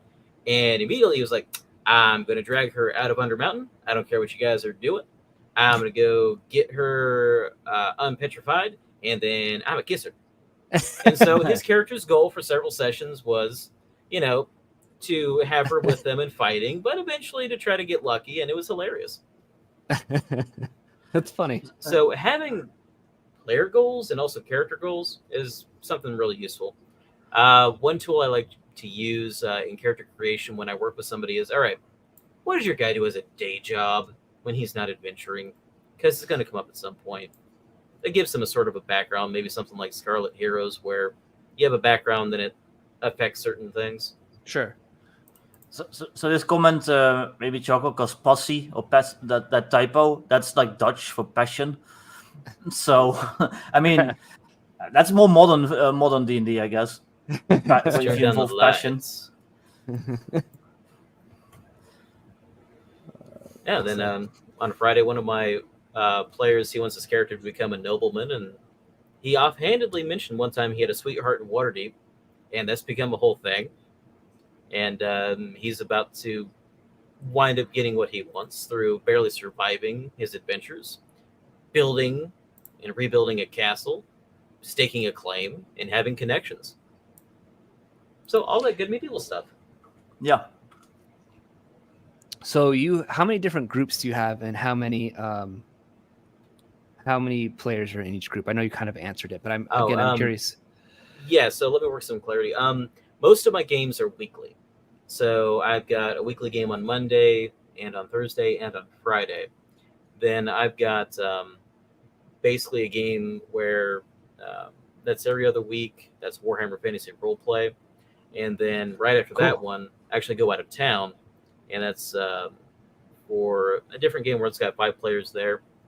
And then I've got an online game that's Descent into Avernus. That's also got 5 players. So let me try to calculate it up in my head real quick. Like, that's what? 5, 10. It's going to be 13. It's going to be 18, 21. 26 people, give or take. Because sometimes folks, life gets in the way and, you know, they can't come for a while. But I'll still make sure they know what's happening and what they get for their character and stuff, if the character is still sort of with the party. Okay. Where I'll drive them around sometimes as an NPC. Then, I mean, at price point, what I charge is $20 a session. And, you know, that helps pay for my stuff. It also helps pay to keep the fridge stocked and for food and everything. That's cool. I was going to ask you if you don't mind telling me, how much do you charge per head? But that's... No, I run games at $10 for a while, but then I sat down and calculated it out, and that seemed like a good price point. In particular because it's also sort of what you pay for a night of bowling, funnily enough. Yeah, that makes sense. Yeah, so you get your shoes, you have your games, maybe some nachos, or you come here and there's beer and winches sometimes. We got a comment from Alchemic Raker, anticipating Gillespie's new 0.75e Dragon Slayer. I don't know what that is. I haven't kept up with him. Is that related to the Dragon Slayer movie? I'm not sure. I always think of Venture's Crimson Dragon Slayer game, but I've never played that either. So, Ooh, I need to know this now. Thank you for enjoy that movie. Thank you for the $2, though. Appreciate it. Alchemic Raker is also a supporter of the channel, so appreciate you, man. We have Shane Winter has a question. Do you run all your games in the same world, and if so, do groups create problems the other groups have to deal with? Yes, they do. Roughly, I conceive of it as something akin to Dark Souls, where everybody's sort of on a different timeline because of how hex crawling does work, because you're moving days pretty quickly. So my Monday night party and my Friday night party have co-ownership of the Troll Skull Tavern. A couple weeks ago, the Monday night group rolled for how much money they made, and they lost their asses. Everybody had to pay 12.5 gold, and then I've got these Facebook messaging systems coming up, and this just keeps pinging back and forth as they're trying to figure out what they want to do. One party said, "Hey, what if we jump the other guys and we try to kill them?" And the other party's like, "We need to see if we can buy out the Troll Skull Tavern so we can actually run it like a real business and make money for once." So they try to screw with each other just a little bit. They haven't tried to kill each other yet, and that would cause a very hilarious and very stacked table because they'd have to try to get everybody at the same spot and say, "All right, guys, if you want this, just remember, the authorities are on their way." Yeah. Plus, so Monday night, they've got 5 characters. I don't know if they could take Friday night's party because Friday night is like 3 levels ahead of them. Plus, you can come across some pretty powerful artifacts if you do it right in Tyranny of Dragons. So one of the characters, who is Barbarian, has this legendary greatsword that does like 4d6's worth of damage on a turn. So you add multi-attack, you add rage, and it just gets disgusting very quickly. Yeah. And Malachi corrected me on it. What it is? It's this OSR game. It's a mix of BX and 1E. So okay, that sounds interesting. Block Lodge like Games has a question: if there are more interest in other systems than 5e, would you be open to learning new systems to run? But I have a feeling you know how to run other games. You have a large bookshelf back there, which I'm sure you're very familiar with. So yes, I have run other games. I've run 3.5 Pathfinder, 4th edition, 5th edition. I've run a couple games of Old School Essentials just to try it out, which I've enjoyed. I tried solo gaming a little bit with Old School Essentials for Keep on the Borderlands and died. It was hilarious. But I've also been talking with my tables because of everything that's been going on with 5th edition. Hey, guys, I don't want to do the next edition. I don't want to have to re-buy the core books again. I don't want to have to go through the monster manual again. How about we try something else? And they've actually said, yeah, sure, we'll do whatever. Because they enjoy coming to the table. They like having that thing during the week where they come once, maybe even twice, and leave it all behind. Because I like to describe the gaming table as sort of like coming to Cheers, okay? You want to go, everybody knows your name, they're happy you're there, and you play the game, you talk about other stuff, and nobody's being a jerk. Norm! Yeah. Yeah. Yeah, welcome back, Nam. I was actually watching that this morning. It was pretty funny.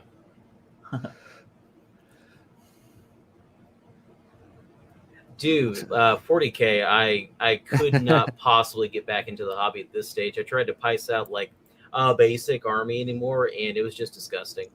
Plus, Games Workshop seems to want to come up with a new edition like every year, so why would you buy all that stuff again and again and again? Yeah. Because this has been what WotC has done with just about every edition, right? Third edition comes out, we'll do a 3.5. Okay. Fourth edition comes out, they sort of did, what was it, the Essentials or something like that? Mhm. Yeah, I remember seeing those in a game store. I wonder what the hell's going on. Fifth edition comes out, monumental success. We're getting towards the end, and they had no ideas, which is why they said, okay, we're going to do a new edition. No, we're going to Not do really. a 5.5. It's going to be a patch. Please buy the books again. We don't know what we're doing. That's I my think read on it. I think that's why they're doing the VTT. It's like we got to offer something, something that will sweeten the deal to make people want to give us money. So If it doesn't do stupid stuff like happens on Roll20 sometimes, it could be an improvement. Because there's this weird thing that happens where I like to put down torches to show where the party has been, sort of like mapping. Yeah. But then at some point when I paste the torch, my view as the game master is suddenly shifted to the southwest corner of the entire map, and I don't know why. Huh. Weird. So then I have to scroll out, scroll back in, then go right back to where I was. Speaking of 40k, I tweeted earlier about guns in D&D, and then some people don't like them, but I like the opposite. I like engaging hordes of orcs with machine guns and stuff. And some dude just responded to me all sarcastically 40k exists ? I'm like, oh gee, I wasn't aware about 40k. Thanks for letting me know about 40k. Just think that this is not at all what I'm talking about, but thanks. I know we all kind of buy things that we don't expect to actually play at some point, so it'll be polite. I got the Wrath and Glory game because it's like, oh hell yeah, 40k. I don't think I'm ever gonna play this. That's Cubicle 7, right? I think so. Yeah, it's Cubicle 7. I went to their booth over at Gen Con, hoping against hope they would actually have their map of the Reichland, but they didn't have any maps. I was very sad. Because I've actually emailed them about it. Please, I just want the map. I need it. I want it on the wall. I would love to play some Warhammer Fantasy, role playing at some point. I love the Warhammer Fantasy setting, but I don't know, never really got the chance to play it. The setting will carry a game of Warhammer Fantasy roleplay. You just lean into that. Yeah. Yes, you're good to go. Although the 4th edition of it, having actually run a game for, it's at least been several months. I can't remember when exactly we started. You're going to be able to harm the players more through very long-term effects through, say, corruption by chaos than through outright working to kill them because they have resources they can spend to avoid that. But if you can put the seed into their mind that there is an inevitability of their death coming up, that's worth everything. It doesn't matter how many demons they destroy, how many plots they uncover. As long as they're worried that they're just not going to make it, it'll be a good game. Ryan Heffelfinger, he's the curator on the Gilded server. He has a question for you. He's been obsessed with Shadow Arc as of late, as you've probably seen. He says, question for CriticalDom, being someone who runs a lot of OSR and 5e. If you played Shadow Arc, what are your thoughts? I have not read the Shadow Arc rule set. I've also not run it, so I don't know. Well, there's your answer, Ryan. What I can say is wonderful, tremendous success. Good for you. Yeah. When it comes to pretty much my feeling. Having that kind of Kickstarter wunderkind. Yeah. I like the art. The art was. I like the art. The art is good. Black Lodge Games says, I like how DCC just does new print runs with minor cleanup and new cover art. Not anything needs to be new mechanics if they're good already. And Castles and Crusades does the same thing. It's the game has been. You're right here. Yeah. Have you thought about running Castles and Crusades for people? I feel like Castles and Crusades is an underrated gem, and I think it's a game I thought about it. I think it's a game that you could get 5e people to play, and they'd pick it up pretty quick, and they'd probably enjoy it. Yeah, I just want to be able to offer stuff that, hey, we're going to play this, we're going to have a good time, let's go. Just something different. When it comes to Dungeon Crawl Classics, I actually do have a copy up here. I've not really been able to read it, let alone try to play it, although I do like the concept of the funnel. I really had to stop myself from buying one of their newer prints because the cover art is just gorgeous. It's like a pterodactyl and a knight, and there's some skimpily clad lady. There's they have some, I think, Jack Vance covers that I'd like to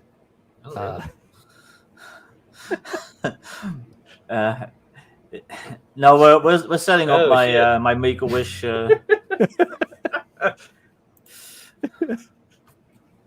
He wants to he wants a tour of WotC headquarters as his Make a Yeah. Wish. Yeah. Oh, this kind of goes back to what we were talking about before the stream, but I was told I would lose my hair with chemotherapy, and we went ahead and shaved my head. I did not lose all my hair. Yeah. It's lucky. Could have had Well, good Vic's- hair for a while, and I lost it anyway.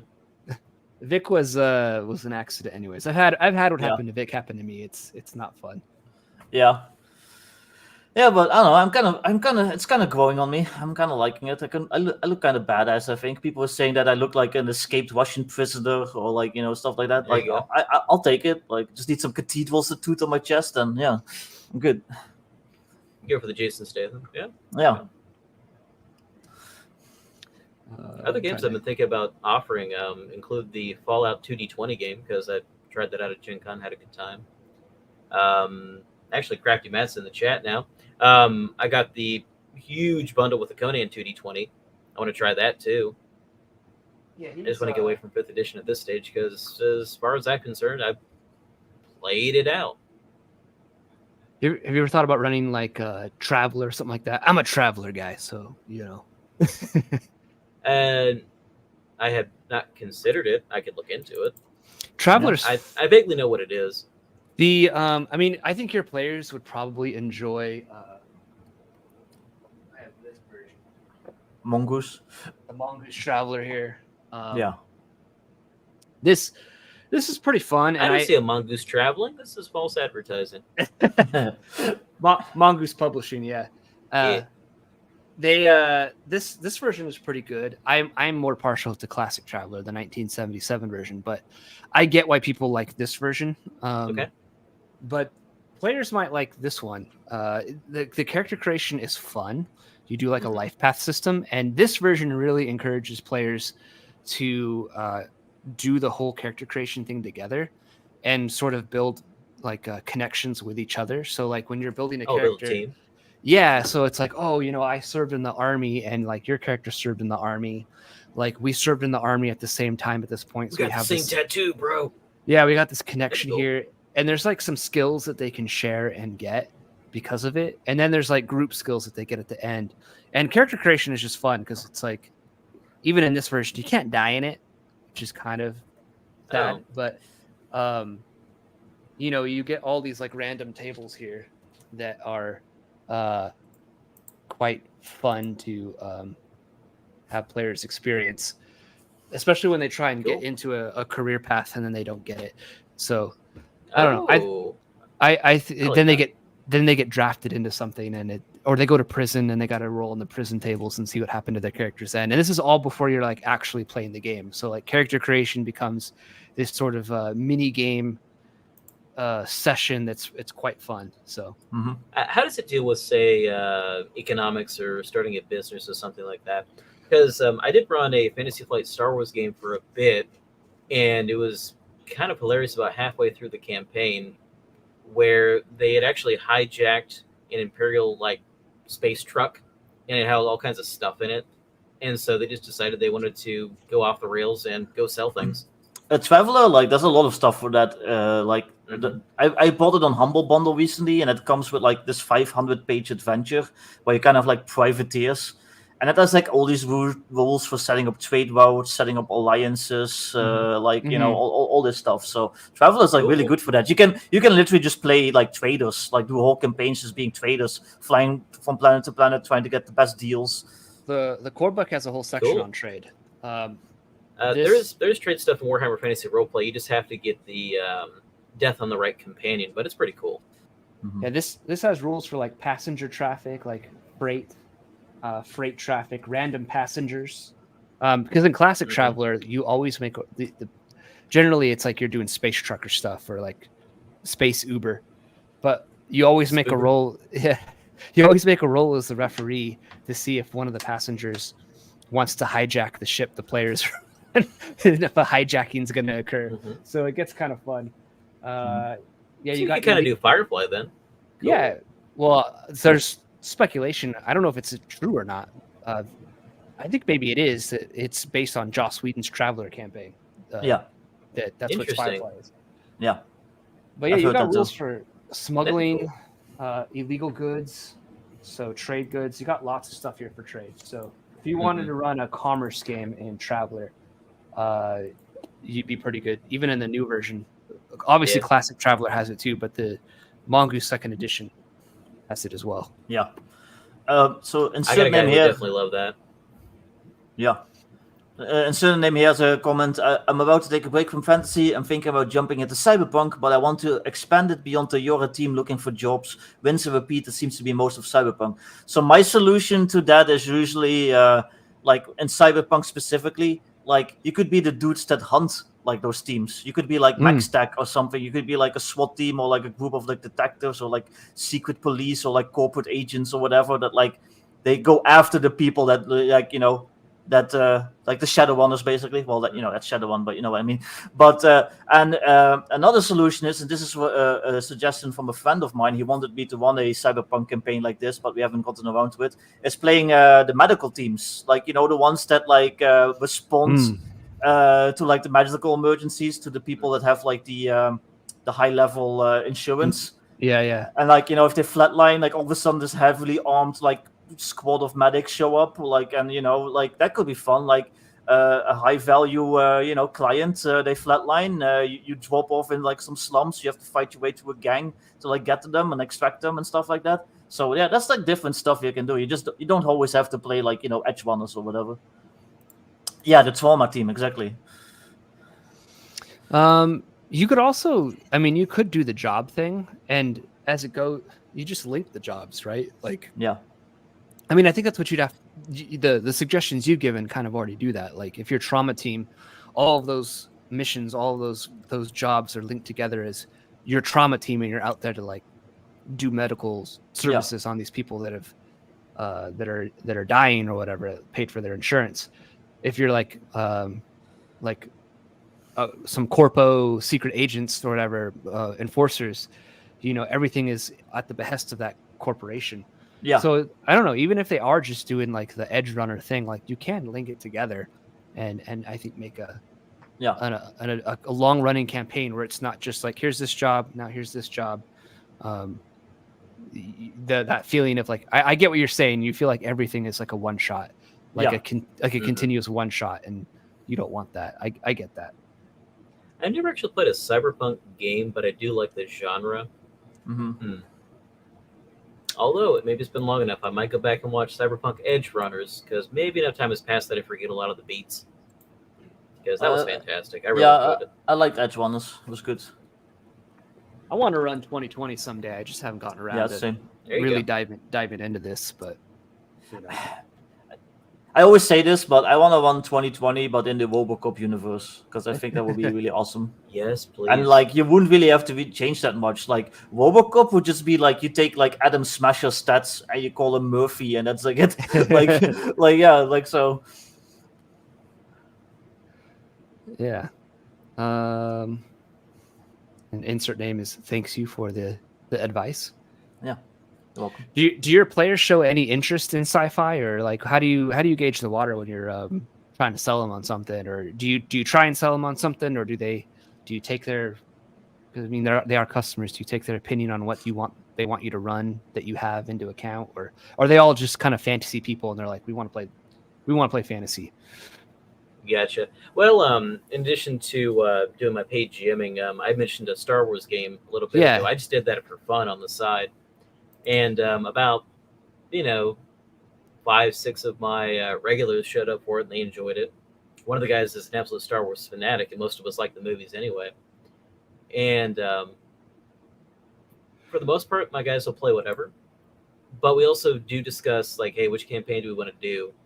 Although, for the most part, when it comes to the characters, they just show up after telling me what class they want to play, so that way we don't have any doubles.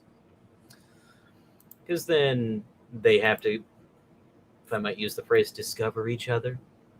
Who are you? What do you look like? What can you do? But, yeah. We'll just talk about whatever we want to do after these current campaigns wrap up. what system? Is there a particular campaign we want to do?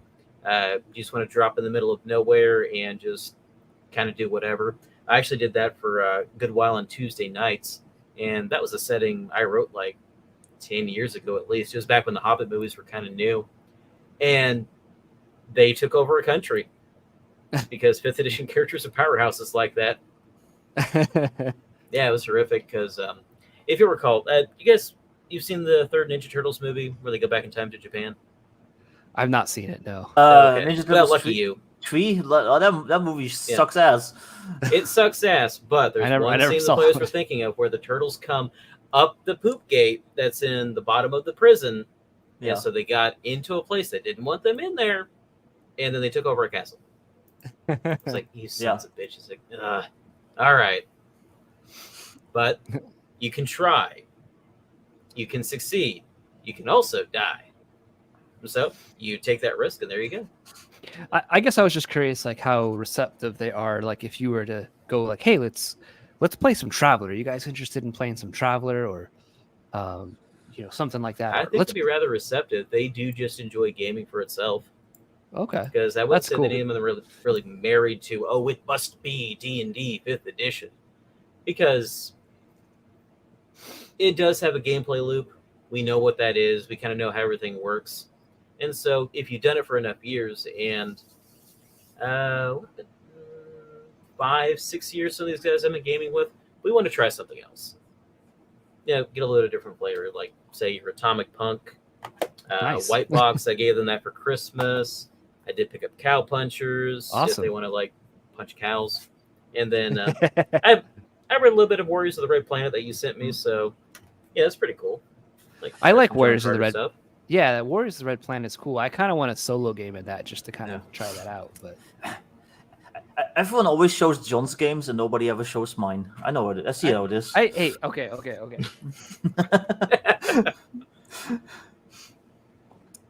There you go.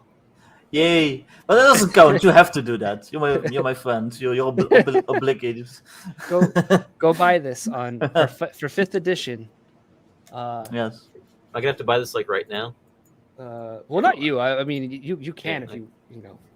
Yeah. I mean, I I guess kind of had it on my list because there was that joke about doing Isle of Dread with AK-47s. Yeah. You could- I mean, you I could am do 2 this. sales away from silver, so Is it through drive-through? yeah. There's also modern necessities if you prefer old school.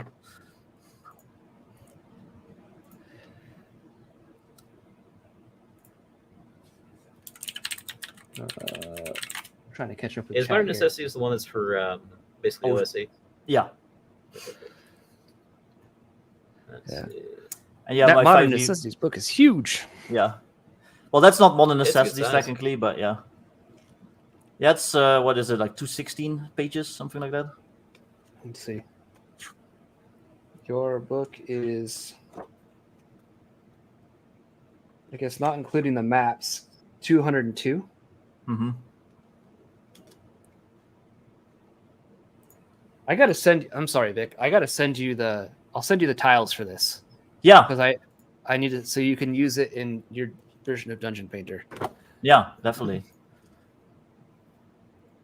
Got to finalize But my purchase here. Oh, he's getting it right now, right on stream. Oh, Get it nice. right now. Like, Well, then I'll be this one sale This away is from an silver. on-stream purchase. We need to get this man to Yeah. his milestone, whatever it was. 101 is silver, but that's 101 after like the Kickstarter, because the Kickstarter, Mhm. like the claims, they don't count. Else I'd be like, what's 250? It's Electrum. That'd be Electrum. Yeah, Yeah. so sadly they don't count. I think they should, because at the end of the day, like, it's a book that sold, so like, yeah. Got to get it through PayPal. We are almost here. We almost have the next sale. I just have to.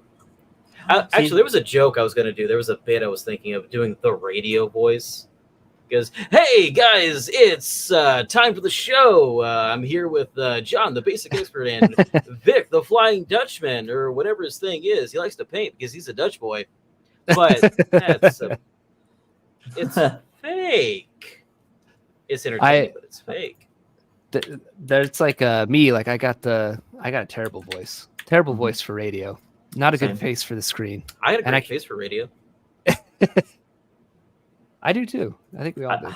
I have a bad face. I have a bad voice for streaming and stuff. I say like too much. I'm a valley girl, so yeah. But yeah, I got to guilt somebody into buying my book, so I'm happy. Did you get a ping that I bought it?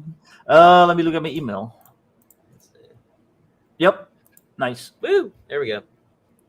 Cha-ching! Well, there you go. There You're one closer, Vic. Yeah. Yeah. Actually, I've been trying to buy some more stuff for Old School Essentials because, again, this just comes down to back in January. I bought the basic OSC set of adventures, and then the rules tome, and then the players tome, then the GM screen, and then I'm looking for more adventures for it. I found a couple at Gen Con. They were like basically a setting generator for this weird town that's been taken over by a spider cult. And then there's also this island hopping adventure with pirates and stuff. Nice. Yeah, I've been running Keep on the Borderlands using my my modern rules for modern necessities, and I kind of like turned it into like a magical post-apocalypse setting. So it's keeping the Borderlands, but in France. So. One thing I did try, and this might be why my players are more interested in perhaps some other games, is sometimes, look, the holidays come up, you got family stuff, you don't have as many players there. What we decided to do basically as a group, and kind of it'll help the business, is yes, even though we can't have everybody there, we're going to try a different game, and we're going to make characters real quick, and we're going to try this. So, one night the guys threw the characters real quick together. We used 3x5 cards. We ran Old School Essentials and did a little Keep on the Borderlands action. And actually, one time when they did that, one of them went to the Orc Cave, and because of their reaction roll and then their morale roll, they gave up for some reason. It just happened, and I'm like, oh, well, you get this XP. Let's roll for treasure. They walk away with $4 grand in gold and 2 magic items somehow. I was like, well, you're almost ready to level up after a couple of encounters. Good for you. Try it again. Yeah, but I had a good time. My group went to the Goblin Cave, and they made it like, I think like 40 feet in, and they got washed by like 6 goblins, and they shotgunned them all because the way shotguns work in my rules, they're like pretty deadly against groups. But one of the characters still took like a spear to the thigh and like lost like half the health. And then like they heard like the war drums, and they heard like all the other goblins like coming like rushing down the caves. So they hauled ass out of there. They never got any treasure or anything. They just like ran away and got back to the keep. Alchemic even with guns, it's not easy. That's so good. Ghouls and guns sounds awesome. Yeah, borrow mace plus modern necessities, ghouls and guns. Yeah. I would love to run something like that. Like I love mixing and matching like stuff like that. It's kind of what we talked about earlier, like mixing stuff. Yeah, I mean, I got the Goodman Games Reborn, Reincarnated Adventures, whatever they're called. I just need to get Castle Amber. Yeah. Well, we're getting towards the end of the stream here. Usually I try and go till 10:15 my time. It's a 2-hour stream. Is there anything that you want to point people towards? Can people out here watching, can they hire you as a GM as well? Like, is there anything you want me to throw their way to help your business or whatever? We didn't really touch that much on entrepreneurship. We kind of just shot the shit, but that's all good. That's what the stream is. We came back to it, so it wound up being a deal where we were making certain points along the way. So, partially because of the pandemic and also what I've done in the past, I took a shot trying to GM. I had people joining games that were willing to pay for it. I then stopped doing my regular job, went hard on that, and I've been able to keep doing it for a couple of years now. That's awesome. So do you think that you can take the risk and it won't ruin you? That's really the question at that stage. And then I'm starting to learn the problem is, all right, you might have some initial success, but what if over time it lessens? How low can you go? So there might be some lean times, some fat times, and you just have to be able to keep going with it. So that's why I'm looking at kind of expanding certain things. But no, if anybody would ever want to be interested in commissioning a game, as I like to call it, just get a hold of me on Twitter. It's just the CriticalDom. I'll throw your Twitter page in. Yeah, I never used this program before. I didn't know it was a little white box I put underneath my name. So the critical dom sounds like some kind of like BDSM like thing where you're like so where you're like the master, but like your specialty is to just like criticize like your slaves. my players would agree with you. In fact, they would, because I am the rules lawyer at the table. I try not to be, because we're there to have fun, but sometimes it's necessary. But a friend of mine who was also in graduate school with me at Ball State, I told him, that I'm a dungeon master and I run games of D&D, and I was like, wait, is that BDSM? Yeah. No, damn it. Sometimes. But no. That's Grim Jim's thing. Yeah. Different paid GM. Yeah. But no, I really don't have anything to really plug or sell as we kind of come to the end here. That Brothel of Intellect book I wrote a few years ago, and it was one of those things that you kind of write to forget, because I had to unpack a lot of stuff, so I just put it back in. But got a lot of references to a cultural critic and professor out of on the East Coast, Jacques Barzun, fantastic guy, really interesting, and just kind of builds on some stuff that he saw happening in the colleges in the 50s, and then he called these things like the enemies of intellect. I explain all that, and for the most part, it's just gotten worse, and a lot of it has to do with money and lessening certain requirements to go to college because of the GI Bill, for example. Cool. Sounds interesting. Yeah. I'm interested in that kind of stuff too. So my reading list is super long, but if I have the chance, I'll probably pick it up. And a final little super chat from Planet Tobor TV. They are always quite generous, and I appreciate you, man. It says, good internet show. Thank you, sir. Thank you for the $10. Excellent. Yeah, for me, I guess Comic Punk is back up on Drive-Thru RPG. I wanted to fix some things. That's back up. Check out Makuhitl. The sign-up page is, the pre-launch page is set up, and I'm trying to get enough buzz around it to make sure I have a successful Kickstarter for it. So make sure you check that out. Vic, you got anything coming up you want to tell people about? Well, tomorrow I might do one shots with Crossface if he's up for it. We'll see. Other than that, this Friday, if Max still has his show by then, we'll do the Wendell Hangout stream, whatever the fuck it's called these days, because it'll be my birthday, and apparently he wants to sing Happy Birthday to me. So, and yeah, that's. And then otherwise, buy the Modern Adventurer's Guide to Guns and Gear by Modern Necessities. Like if you like just buy guns. Modern Necessities, he's almost there. Get him over that hurdle. Well, Modern Necessities is already silver. Damn it! Did I buy the wrong book? The 5e one is 2 from silver, but Gotcha. But that's just because the stupid Kickstarter fulfillment doesn't count towards the medals for some reason. So. Mm-hmm. And yes, Vic and Crossface will be streaming it. When they do one shots, it's streamed on Vic's channel. So. Yeah. Yep.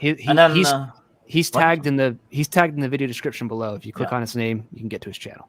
Yep. And Sundays I do the Dutch Oven, which is just like random hangout, talk about random nerd shit. So yeah, check that out. But I think we'll wrap it up here. It's almost 10:15 on the dot. Thank you, CriticalDom, for coming on and talking about it. I think it's cool what you're doing. I know, like I said, some people have some like, ew, paid GM, but like whatever, man, get out there and make that dough. That's what I say. You got to make money somehow. Yeah. Right. And people want that service as much as maybe people don't. Maybe they're just jealous because they couldn't do it themselves. But I don't know. But thanks, Vic, too, for coming on as always and you're welcome. Helping me with my boomer tech tardation. Even though you're younger than me somehow, but whatever. But yeah, thank you, Dom, for coming on, and everyone should go check out his Twitter, give him a follow, and thank you all for the super chats as well. It means a lot, and we'll catch you guys on the next stream, whenever that is.